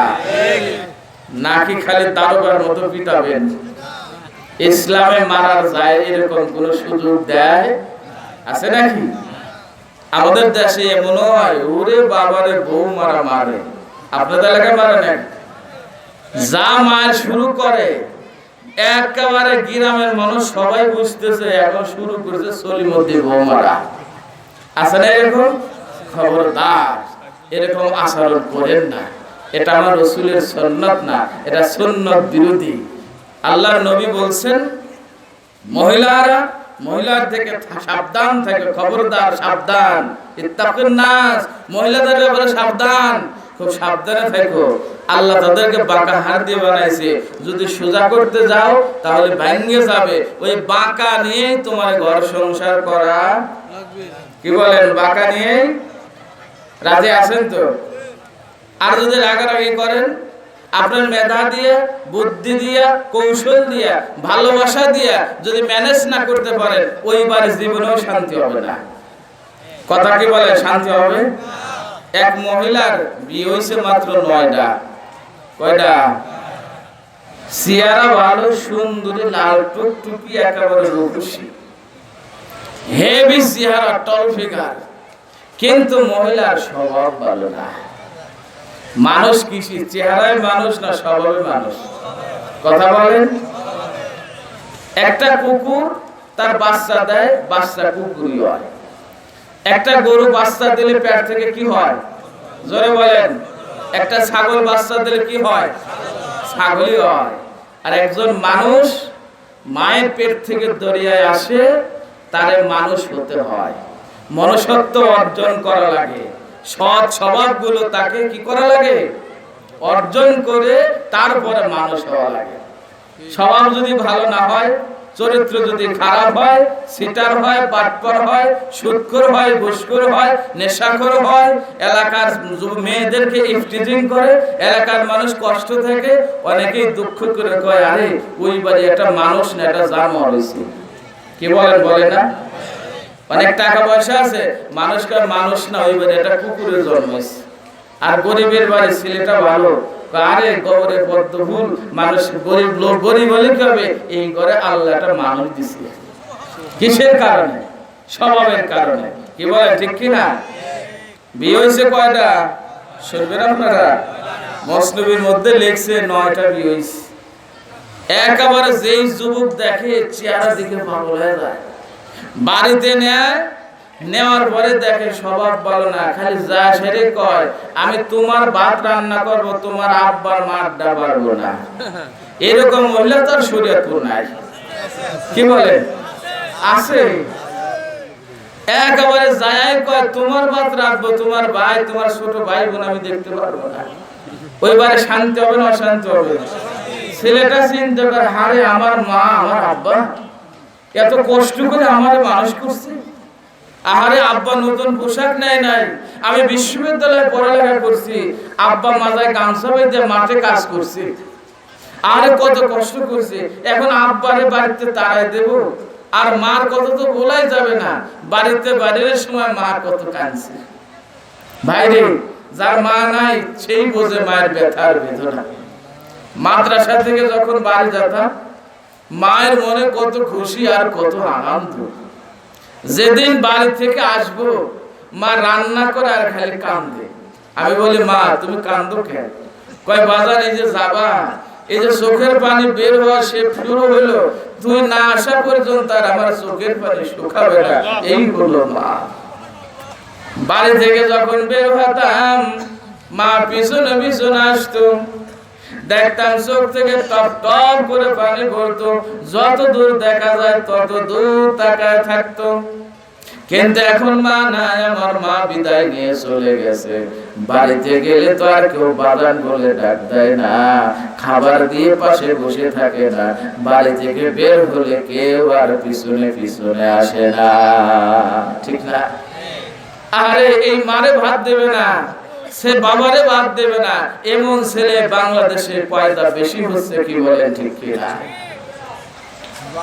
দুনিয়ার সব ভোলা যায়, যদি ছেলে সন্তান চিন্তা করে মারে ভুলতে পারবে না। ও আমার ভাইরা, ও আমার বাবাজিরা, বাংলাদেশের বিভিন্ন জেলায় ওয়াজ করি।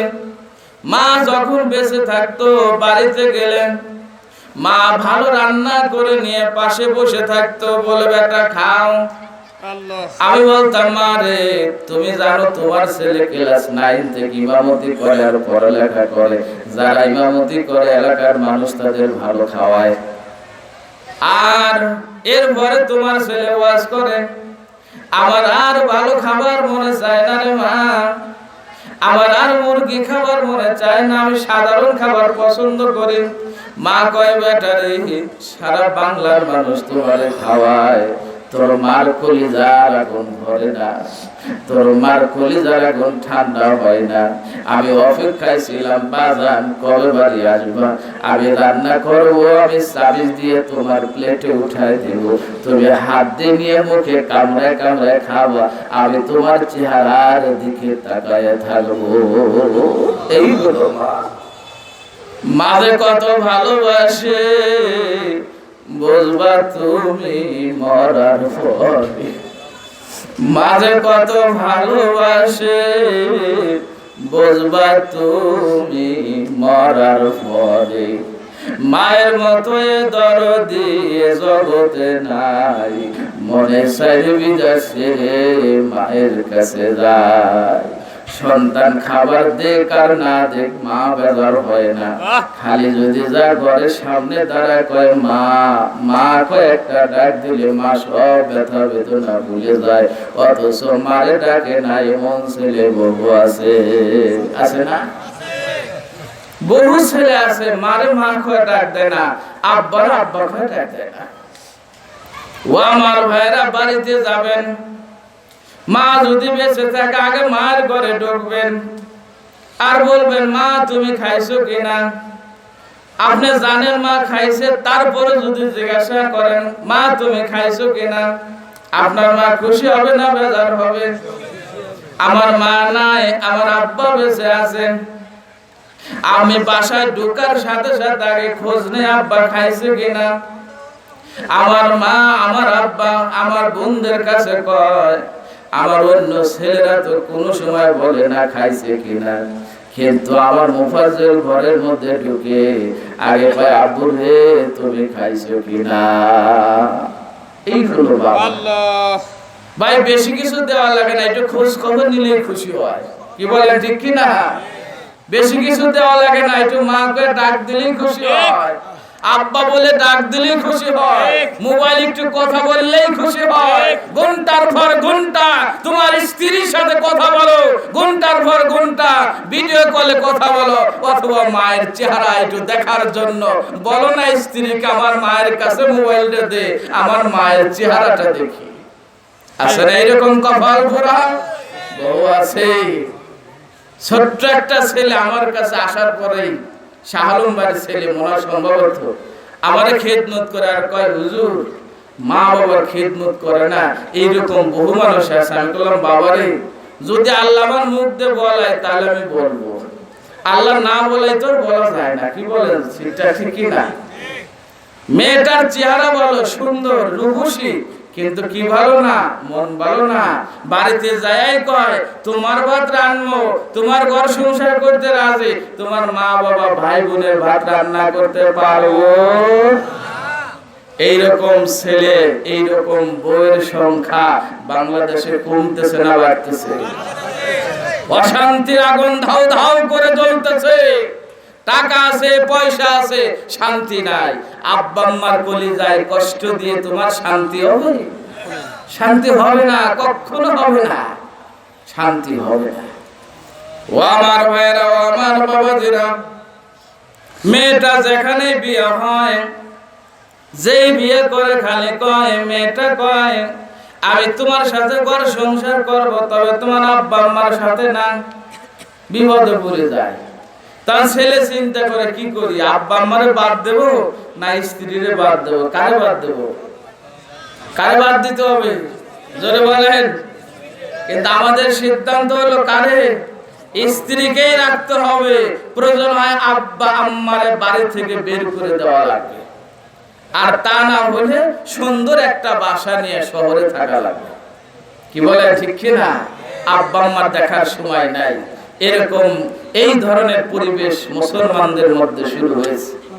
তবে আমরা দেখেছি যে সময় মিয়ানমার থেকে মুসলমানদেরকে হত্যা করা হচ্ছিল, তাদেরকে জোর করে বাংলাদেশে ঢুকায় দেওয়া হচ্ছিল, আমরা ভিডিও ফুটেজে কিন্তু দেখেছি ওই মিয়ানমার থেকে যে মুসলমানগুলো আসতেছিল, তাদের বৃদ্ধ বাবা মাকে তারা বাঁশের মধ্যে বেঁধে, খাসিসের মধ্যে, খাটের মধ্যে বসায়া কাঁধে করে মা একেবারে মানে মাইলকে মাইল পাহাড় পর্বত পাড়ি দিয়ে মা বাপকে নিয়ে এসেছিল। দেখছি না আমরা ভিডিও? এতে বোঝা যায় তারা আব্বা আমাদের কি করতো, ভালোবাসতো, মহব্বত করতো। ভাই আমার, বন্ধু আমার, তাফসীর শুনে লাভ হবে না, কোরআন শুনে লাভ হবে না যদি তোমার আব্বা আম্মা বেজার হয়। তোমার আব্বা আম্মার মনে যদি কষ্ট থাকে, তুমি পীরের বাড়ি মুরিদ হইছো, তুমি বড় আলেম হইছো, মসজিদের ইমাম হইছো, বড় মাওলানা হইছো, বড় হাজী হইছো, গাজী হইছো, কোনো লাভ নাই যদি আব্বা আম্মারে তুমি কষ্ট দাও। আল্লাহর জান্নাত তোমার নসিব হবে না। হবে কি পারবো না। এইভাবে সংক্ষেপে বলি,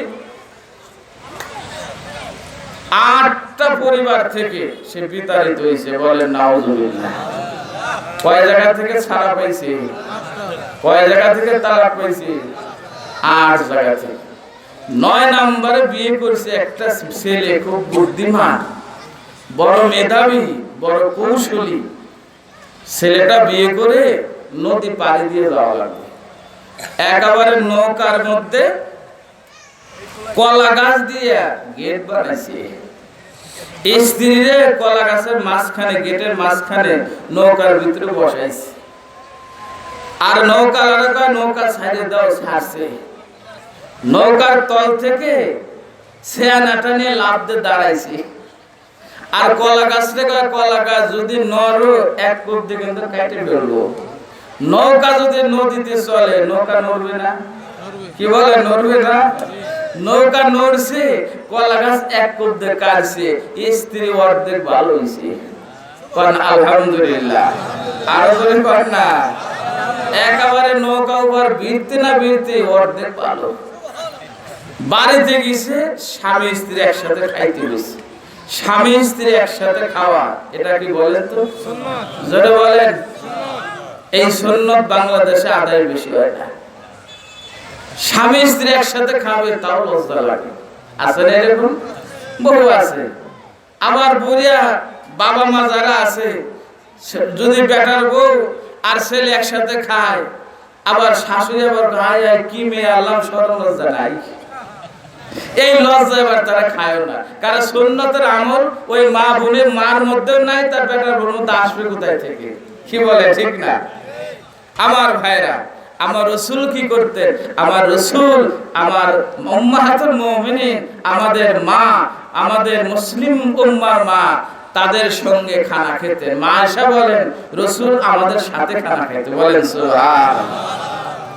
এবং আমি এমনও দেখেছি, মা আয়েশা কয় আমি এক টুকরা গোশত মুখে দিছি, মুখি দাম প্লেটে নামাইছি, রাসূল টান দিয়ে ওই গোশতটাই নিছে, হাতে নিয়ে আমি আয়েশা যে জায়গায় কামড় দিছি আমার রাসূল ওই জায়গায় কামড় দিত। এতে কি হয়? মহব্বত। কি হয়? ভালোবাসা। কি হয়? আন্তরিকতা। আরে শান্তি যদি না থাকে, তোমার 10 তলা বিল্ডিং যে কি দরকার আছে? কোনো দরকার নাই। ভাঙ্গা ঘরে শান্তি যদি স্বামী স্ত্রী মিল থাকে। কথা ঠিক কি না? আমি রাজবাড়ী বাজার মসজিদের ইমামতি করি, আর সাধারণত ব্যবসায়ীরা ধনী হয়। কি বলে ঠিক কি না? আর যেহেতু বাজার একেবারে রাজবাড়ীতে আপনাদের দাওয়াত থাকলো, রেলগেট পাড়ি দিলে 3 তলাটা এসি মসজিদ আছে, ওই মসজিদে ইমামতি করে অনেক কোটিপতিদের সাথে, যেহেতু আমাদের পিছনে নামাজ পড়ে, তারা মহব্বত করে, ভক্তি করে, আর ইমামের সাথে 10 বছরের ছেলেটাও মেশে, আবার 95 বছরের বুড়াও মেশে। আর সবাই মনের কথাগুলো কোথায় বলতে না পারলে হুজুরের কাছে বলে। কি বলেন? বলেন অনেক ধনী আছে, টাকা পয়সার কোনো অভাব নাই, হাজার হাজার কোটি টাকা, কিন্তু নিজের জীবনের ব্যথা বেদনা বলে আর চোখ থেকে ঝরঝর করে পানি পড়ে। আছে না এরকম? স্বামী স্ত্রী অমিল, স্বামী থাকে 5 তলায়, উনি থাকে নিচতলায়, কোনো কথাই মানতে রাজি না। এইরকম স্ত্রী বহু আছে দেশে। কি বলে ঠিক কিনা? আপনাদের শরীয়তপুরের মা বোনেরা ভালো, ওনারা আপনাদের খেদমত করবে, আগামীকাল থেকে আরো করবে। তবে আপনারা দারোগার ভূমিকা নেন না, এটা ইসলাম পারমিশন করে না। আপনাদেরকে আদর সোহাগ ভালোবাসা দিতে হবে, এটা নবীর সুন্নাত। কি বলে? খালি স্ত্রীদের দোষ ধরবেন আপনি খান বাহাদুর সাহেব, আর আপনার কোনো দোষ নাই, আপনার কোনোই নাই, আপনার নিজের সুবিধা ষোলো না, আর স্ত্রীর সুবিধা দেখবেন না, এটা আল্লাহর কাছে আপনার আসামির কাতারে দাঁড়াবে। কি বলেন ঠিক কিনা? আপনার যেই সুবিধা, একজন নারী একজন স্ত্রী একই সুবিধা। আপনি যেই খাবার খাবেন, আপনার স্ত্রীকেও ওই খাবার খাওয়ানোর জন্য চেষ্টা করবেন। আর সদাই করার সময় ভাবতে হবে, কারণ সবারই রুচি কি এক? কি বলে? সবারই রুচি এক। আপনার কাছে মাগুর মাছ ভালো লাগে, শোল মাছ ভালো লাগে, আপনার স্ত্রী খায় না, আপনি কোনটা কিনবেন? ইসলাম কি বলে বলেন তো?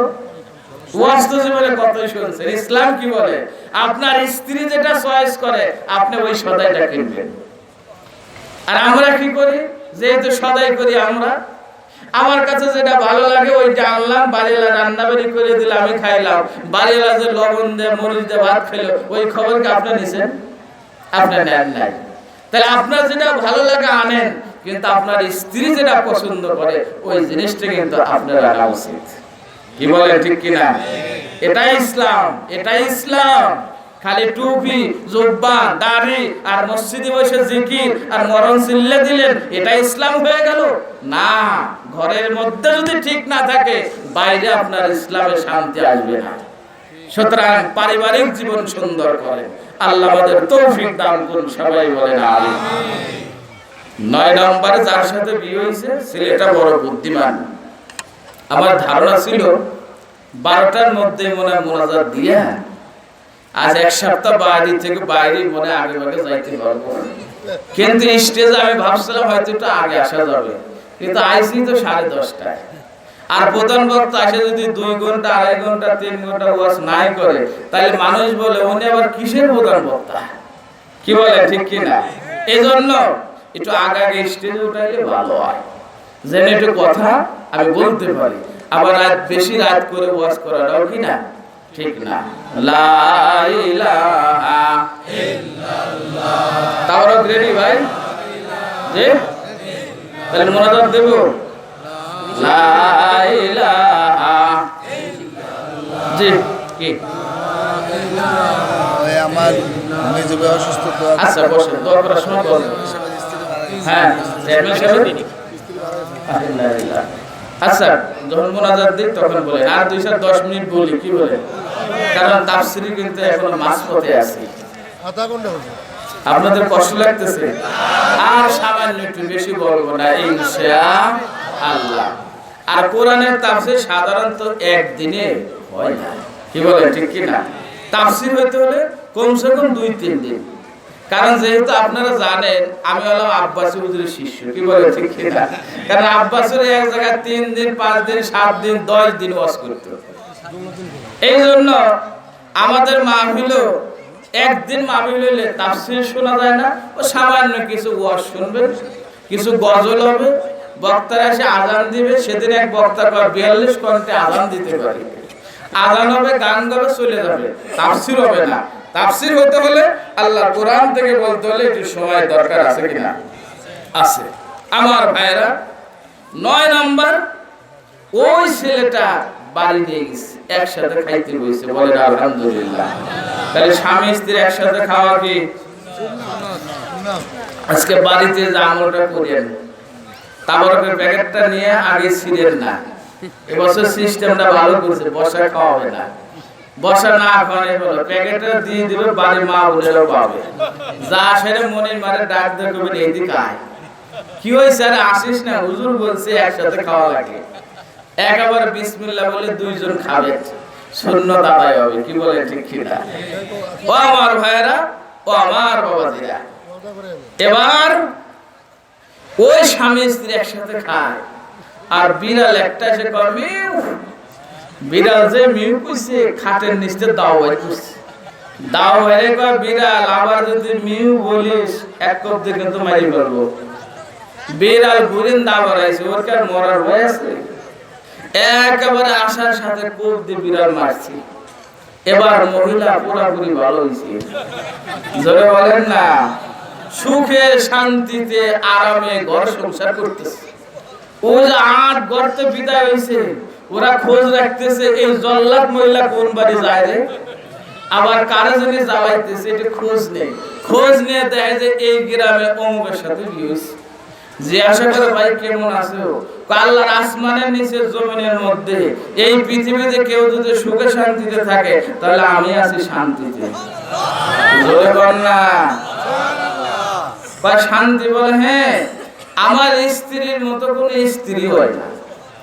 আর এত সুন্দর মহিলা, চেহারাও ভালো, স্বভাব চরিত্র ভালো, আর আমারে যা খেদমত করে, মহিলা খুবই ভালো, খুবই ভালো, খালি প্রশংসা করে। কয় ভাই কিভাবে হইল? কয় যেদিনকে বিয়ে করে আনি না, নৌকার ভিতরে কলা গাছ কাটছি, আর বাড়িতে এসে একটা বিড়াল মারছিলাম, মহিলা সুযোগ হয়েছে। এখন মনে করছে যাই হোক, আমার মহিলা তো কথা শোনে না, তাহলে এই কাম করলে মনে হয় মহিলা আমার মহিলা জাত হবে। বাড়ি যায় রান্নাঘরের পাশে ডাবুল দুবুস করে খালি কলা গাছ কাটে। বাড়ির মহিলা উঠান জারে দিতেছিল, ঘরে নাকি এটা কি পাগল হয়ে গেল নাকি, আসলো কোন জায়গা থেকে, খালি দিয়ে কলা গাছ কাটে। এইরকম তাজা কলা গাছ কি কেউ কাটে নাকি, বলো নাকি? ভিতরে ঢুকে বিড়াল মারতে গেছে, আর মহিলা শলা দিয়ে শুরু করছে, 12 যেটা দিয়ে উঠান জারে। আপনারা কি বলেন? ঝাড়ু দিয়ে মাশাআল্লাহ একেবারে শুরু করছে। কলা গাছ কাটো আবার বিড়াল মারো, হয়েছে কি তোমার? পাগল হয়েছে নাকি? আমার ভাইরা, সময়কালে যদি আবার কলা গাছ কাটেন আর বিড়াল মারেন, ঝাড়ুর বাড়ি খাওয়া লাগবে। এই জন্য ট্রিটমেন্ট করা লাগবে সময়কালে, কি বলেন? সময় ছেড়ে অসময় এই ওয়াজ শুনে যায় আবার সলার বাড়ি খায় না। টাইম শেষ হয়ে গেছে। যে যুবকরা এখনো বিয়ে করে নাই, তোমরা খেয়াল করবা, মেধা দিয়ে, বুদ্ধি দিয়ে, ভালোবাসা দিয়ে, কৌশল দিয়ে, মহব্বত দিয়ে এই নারী জাতিকে রাখতে হবে, কি বলেন ঠিক কি? রাজি আছি তো? আল্লাহ কবুল করুক, বলেন আমিন। আল্লাহর পয়গম্বর হযরত আইয়ুব আলাইহিস সালাম অসুস্থ, স্ত্রী কত খেদমত করে, খাবার নাই, গ্রামে কাজ করে খাবার এনে তারপরে আইয়ুব আলাইহিস সালামকে খাওয়ায়। এইভাবে দীর্ঘদিন যাইতে লাগলো। একদিন আইয়ুব আলাইহিস স্ত্রী কয়, ও আল্লাহর পয়গম্বর আইয়ুব, আল্লাহর কাছে একটু কোয়া যায় না? কতদিন হয়ে গেল, 7 বছর হয়ে গেল এরকম কষ্টে আছেন। আপনার কত কষ্ট আমরা সহ্য হয় না। আপনার সারা শরীরে পোকাগুলো গিলগিল করতেছে, দৌড়াদৌড়ি করতেছে, আপনার কত কষ্ট হচ্ছে। আমার আপনার কষ্ট থেকে সহ্য হয় না। আপনি আল্লাহর কাছে একটু মোনাজাত দেন। আল্লাহর পয়গম্বর হযরত আইয়ুব আলাইহিস সালাম স্ত্রীরে কয়, রহিমারে সুখে শান্তিতে কয় বছর ছিল? কয় 80 বছর। বলে আলহামদুলিল্লাহ। কয় সুখে ছিল 80 বছর। কষ্ট কয়দিন? কয় 7 বছর। কেবল কয় 80 বছর পার তারপরে চিন্তা ভাবনা করে দেখো। ধৈর্য কারে কয়? আর আমরা একটু অসুস্থ হলে ভালো লাগতেছে না, নামাজ পড়াই বন্ধ। কি বলে? ঠিক আছে, মসজিদে যায় না, কয় ভাই শরীর ভালো না। আর রোজার মাস সামনে আসতেছে, খালি কবে গ্যাস্ট্রিক। আছে না এরকম? খালি কবে গ্যাস্ট্রিক, অথচ ইফতারি ঠিকই খায়। আবার বলে ভাই তুই ইফতারি করে খালি রোজা রাখি না, তাই ইফতারি খাবো না। আছে না এরকম ভাবছি? কিন্তু সত্যিকার যারা রোজাদার, রোজা রাখলে গ্যাস্ট্রিক বাড়ে না, তাদের গ্যাস্ট্রিক সারে। কি বলেন ঠিক কিনা? সারাদিন রোজা রেখে পিজি খাইলো, ছোলা খায়, তারপরে মানে ভ্যারাইটিস আইটেমের জিনিস 10-12 এক আইটেমে এক জায়গা করে মাখায়া যে মজা করে খায়, রোজার মাস ছাড়া অন্য মাসে খাওয়ার সাথে গ্যাস পূরণ করবে। কি বলে ঠিক কিনা? কিন্তু রোজার মাসে আমরা এত খাওয়া খাই, আল্লাহর রহমতে কিছুই হয় না। এটা আল্লাহর রহমত না? কিন্তু সেই ইখলাস, সেই মন নিয়ে রোজা রাখা লাগবে। অসুস্থ হবেন না, আপনি সুস্থ হয়ে যাবেন। কি বলে ঠিক কিনা? আমার ভাইরা, হযরত আইয়ুব আলাইহিস সালাতু ওয়াস সালাম স্ত্রীর কয় 80 বছর সুখে শান্তিতে ছিলেন, মাত্র 7 বছর কষ্ট, 80 বছর পার হোক তারপর দেখবো। এভাবে আইয়ুব আলাইহিস সালাম আল্লাহরে বলে না, 18 বছর হয়ে গেল অসুস্থ অবস্থায় আছে। ইবলিস শয়তান ঘুরে দেখে যে আইয়ুব আলাইহিস সালাম আল্লাহরে বলে নাই। এবার আবার শয়তানদের নিয়ে বইছে, কি করা যায়? এই লোকটার তো আল্লাহ থেকে সরানো গেল না, আল্লাহর জিকির জবান থেকে বন্ধ করানো গেল না, আমি ব্যর্থ, তোমরা পরামর্শ দাও। অন্যান্য শয়তানরা কয়, আদি পিতা হযরত আদম আলাইহিস সালামের ধোঁকা দিয়েছিলেন কার মাধ্যমে? কয় কেন? মা হাওয়ার মাধ্যমে।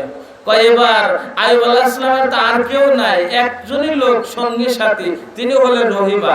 রহিমার ধোঁকা দিতে পারলে আইয়ুবরে সাইজ করা যাবে। বলে নাউজুবিল্লাহ। মার দিয়ে যায়, ইবলিস এসে কয়, ও রহিমা, তোমার স্বামী সুস্থ হবে, আমি পরামর্শ দেব, মানবা তো?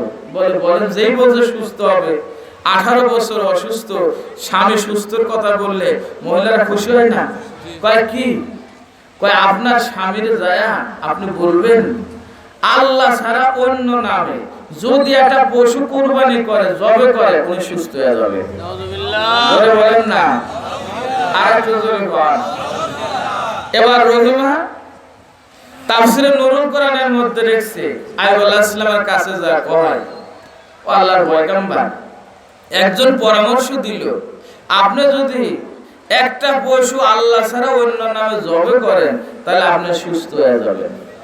আল্লাহ ছাড়া অন্য নামে জবে করা কি জায়েজ? জবে বলেন। সেই গোশ খাওয়া যাবে? আল্লাহর পয়গম্বররা মানতে পারে? আইয়ুব আলাইহিস সালাম রাগায় চোটে বলেন, একেবারে এমন রাগ করলেন, রাগের চোটে বলতেছেন, রহিমারে তুই আমার কাছ থেকে সরে যা, আমার সামনে আসবি না, আমি একজন পয়গম্বর, আল্লাহ ছাড়া অন্য নামে জবে করতে আমি পারবো? আর রহিমারে বললো সামনে আসিস না, সরো। একেবারে তাড়াই দিছে। রহিমা বাইরে বাইরে ঘুরে একেবারে সংক্ষেপে বলতেছে, আরে কষ্ট। রহিমা সারাদিন বাইরে, মনের ব্যথা, আরে আমার স্বামীরা কত কষ্টে আছে, একা একা উঠতে পারে না, আমি চুল লাগাই দিই, আমার চুল ধরে উঠে বসে, আমি তার খেদমত করি, কিন্তু এখন সে যে কত কষ্ট আছে। আল্লাহর পয়গম্বর তাফসীরের মধ্যে লেখছে, পোকা শরীরের ভিতরে রক্ত মাংস খায়, 2টা পোকা জমিনে পড়ে গেছে। আইয়ুব আলাইহিস সালাম চিন্তা করে, এত পোকা খায় আর এই 2টা পড়ে গেছে, আরে ওরাও খায়, কান্দে ওইটা শরীরের মধ্যে দিয়েছে, দেওয়ার সাথে সাথে এবার ওই পোকা দুটাই এমন ভাবে কামড়ানো শুরু করছে, ওনার সহ্যের বাইরে চলে গেল। এবার আল্লাহর কাছে দোয়া করে, ওয়াই উবাই জানাদা রব্বাহু আন্নী মাসানি আদ-দুররু ওয়া আনতা আরহামুর রাহিমিন। আল্লাহু আকবার।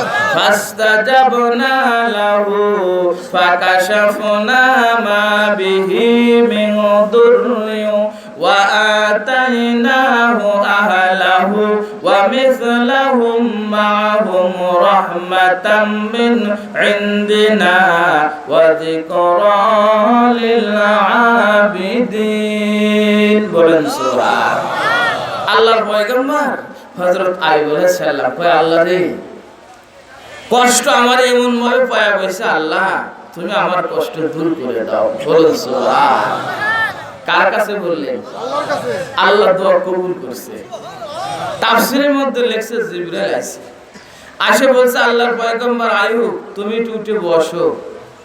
আইয়ুব আলাইহিস সালাম কয়, আমি উঠতে পারি না, বসতে পারি না, এত অসুস্থ, আমার শরীরে শক্তি নাই। জিবরাইল কয়, একটু মনে সাহস নিয়ে ওঠেন না। মনে সাহস নিয়ে উঠতে গেছে, দেখে যে উনি উঠতে পারে, উঠে বসে। আবার কয় একটু দাঁড়ান, কয় আমি দাঁড়াইতে তো পারি না। কয় না পারবেন, দাঁড়াইছে। এরপর একটু হাঁটেন, একটু হাঁটছে। কয় এই জায়গা পা দিয়ে আঘাত করেন, আঘাত করার সাথে সাথে পানির ঝর্ণা বের হলো। বলেন সুবহানাল্লাহ। গরম পানি। জিবরাইল কয় গরম পানি দিয়ে সারাটা শরীর ভালো করে তুমি ধৌত করে ফেলো। সারা শরীর সুন্দর করে ধুইলেন। তাফসীরের মধ্যে লেখছে আরো 40 কদম যাওয়ার পরে জিবরাইল কয় এই জায়গাটা লাথি মারে। লাথি মারার সাথে মিষ্টি পানির ঝর্ণা বের হলো। একটু জোরে বলেন না। মিষ্টি পানির ঝর্ণা বের হলো। আয়াব জিবরাইল কয় একটু খাও, একটু খাইছে। খাওয়ার সাথে আইয়ুব আলাইহিস সালাম একেবারে আগে যেমন চেহারা শান্তি ছিল তার চাইতে আরো সুন্দর হয়ে গেল। জোরে বলেন না। আর আল্লাহ কা জিবরাইল জান্নাত থেকে একটা জুব্বা নিয়ে পোশাক নিয়ে আমার আইয়ুবের গায়ে পরায় দাও। এবার পোশাক গায়ে দিয়ে জিবরাইল আর আইয়ুব আলাইহিস সালাম দাঁড়া দাঁড়া দুজন গল্প করে। বিকাল হয়ে গেছে, রহিমা থাকতে পারে না, স্বামীর পাগল। আইছে, আসার পরে দেখে যে ঘরের ভিতরে নাই, কান্না শুরু করছে। আরে নালি মনে হয় জঙ্গলের কোনো প্রাণী এসে, জীব জানোয়ার এসে মনে হয় আমার স্বামীরে খায় ফেলছে। এই কথা বলে খালি কান্দে। মানুষদের কাছে জিজ্ঞাসা করে, আল্লাহর পয়গম্বর আইয়ুবরে দেখছো? উনি কেউ বলে না, দেখি নাই। দেখে যে দুইজন লোক দাঁড়ায় আছে। ওই জায়গায় জিজ্ঞাসা করে, আপনি কি আইয়ুব আলাইহিস সালামরে দেখছেন? জিবরাইল কয়, এই যে আইয়ুব আলাইহিস সালাম কে দেখছেন কিনা বলতেছেন, এই কথা যখন বলছে জিবরাইল কয় এই লোকটা কে? হযরত বিবি রহিমা আইয়ুব আলাইহিস সালামের দিকে তাকাইছে। আইয়ুব আলাইহিস সালাম মুস্কি মুস্কি হাসি দিছে। তখন বুঝতে পারছে এই তো আমার স্বামী হযরত আইয়ুব আলাইহিস সালাম। বলেন সুবহানাল্লাহ। আর একটু জোরে কর সুবহানাল্লাহ। এবার আইয়ুব আলাইহিস সালাম রহিমারে জড়ায় ধরছে। রহিমা আইয়ুবরে জড়ায় ধরে কান্দে। ও আমার ভাইরা, 18 বছর অসুস্থ, স্বামীরে ভুলে যায় নাই, সাজাই বাবার বাড়ি চলে যায় নাই। দুইজন খালি কান্নাকাটি করে। তাফসীরের মধ্যে লেখছে দুইজন কান্দে।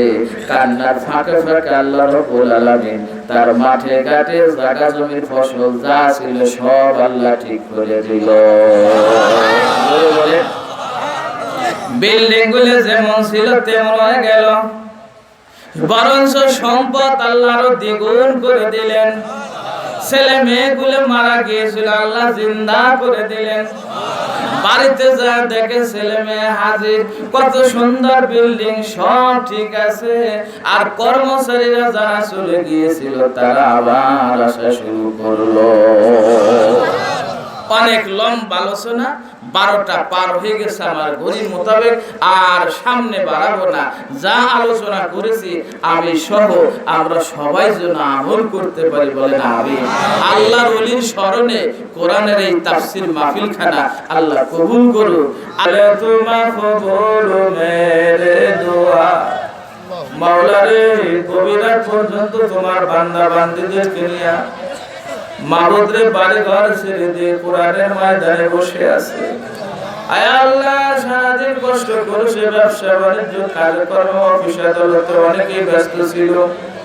মাবুদ রে, গভীর রাত পর্যন্ত বসে বসে তোমার কোরআনের ময়দানে কোরআন শুনলো। আল্লাহ রে, কত বুড়া বাবাজিরা মাবুদ রে কত কষ্ট করে বসে আছে। আয় আল্লাহ, যে মানুষগুলো আরামের বিছানায় সুন্দর করে ঘুমাবে, আরামের বিছানা হারাম করে কোরআনের ময়দানে বসে আছে রে মাওলা। এ আল্লাহ, কার অন্তরে কোন ব্যথা বেদনা দুঃখের আগুন দাও দাও করে জ্বলছে রে মাওলা। মাবুদ রে, তুমি মনের খবর জানো, তোমার বান্দাদের মনে দুঃখ ব্যথা বেদনা দূর করো। এ আল্লাহ, আমরা বড় গুনাহগার, আমরা বড় অপরাধী, আমরা তোমার জাহান্নামের আসামি রে মাওলা। আয় আল্লাহ, মাথা থেকে পা পর্যন্ত গুনার ময়লা দিয়ে জড়াই ফেলেছি। গভীর রাত্রে গুনাহ মাফের জন্য কোরআনের মাহফিলে বসে তোমার ক্ষমার দরজার সামনে এসে হাত উঠাইছি। মাবুদ রে, তুমি যদি বলো মাফ করবো না, আমরা গুনাহগারের একার দরজায় যাব। আল্লাহ, আমাদের যাওয়ার আর কোনো দরজা নাই, সকলেরই দরজা হইতে আল্লাহ ফিরিয়া তোমারি দরজায় রইলাম বসিয়া, তোমারি দরজায় রইলাম পড়িয়া। দয়া করে মানুষ আল্লাহ বানাইয়া কেমনে দিবা জাহান্নামে ফেলিয়া, জাহান্নামের আগুন সইতে পারব না। মাওলা, তুমি জাহান্নামে দিও না। মুর্শিদ আমার বলন্দর হুজুর আব্বাসী, মাফ করিয়া দাও গো দয়াল মাওলাজি। আল্লাহ রে, জানি না কার মা আছে কার মা নাই। মায়ের কথা বলার পরে কত মানুষের চোখে টপ টপ করে পানি পড়তে দেখলাম। মাবুদ রে, আমার মতো মা হারা কত পাগল এখানে বসে আছে। মাবুদ রে, সব ভোলা যায়, মারে ভোলা যায় না। পেটে থাকাকালীন মারে ঘুমাইতে দেই নাই। দলে আশা করে শরীর বলে পেশাব পায়খানা করছি, কোনদিন রাগ করে ঘরের ভিতর থেকে বাইরে ফেলাই দেয় নাই। এ আল্লাহ, আমাদের আব্বা আম্মারে গভীর রাত্রে তোমার কুদরতি হাতে তুলে দিলাম রে মাওলা। রব্বির রহমহুমা কামা রব্বায়ানি সগীরা। আয় আল্লাহ, অনেকে দোয়া চেয়েছে, চেয়ারম্যান সাহেবের সহধর্মিনী বিদায় নিয়ে চলে গেছে, মাহফিলের সভাপতি তার স্ত্রী নাই। এ আল্লাহ, আমার কত ভাইয়ের মনে ব্যথার বেদনা, আপনজন হারা তোমার কাছে হাত উঠাইছে। আল্লাহ, মসজিদের সভাপতি অসুস্থ, দোয়া চেয়েছে। এ আল্লাহ, যারা অসুস্থ সুস্থ করে দাও। আল্লাহ, যার বাড়ি অশান্তি তুমি শান্তির ফয়সালা করো।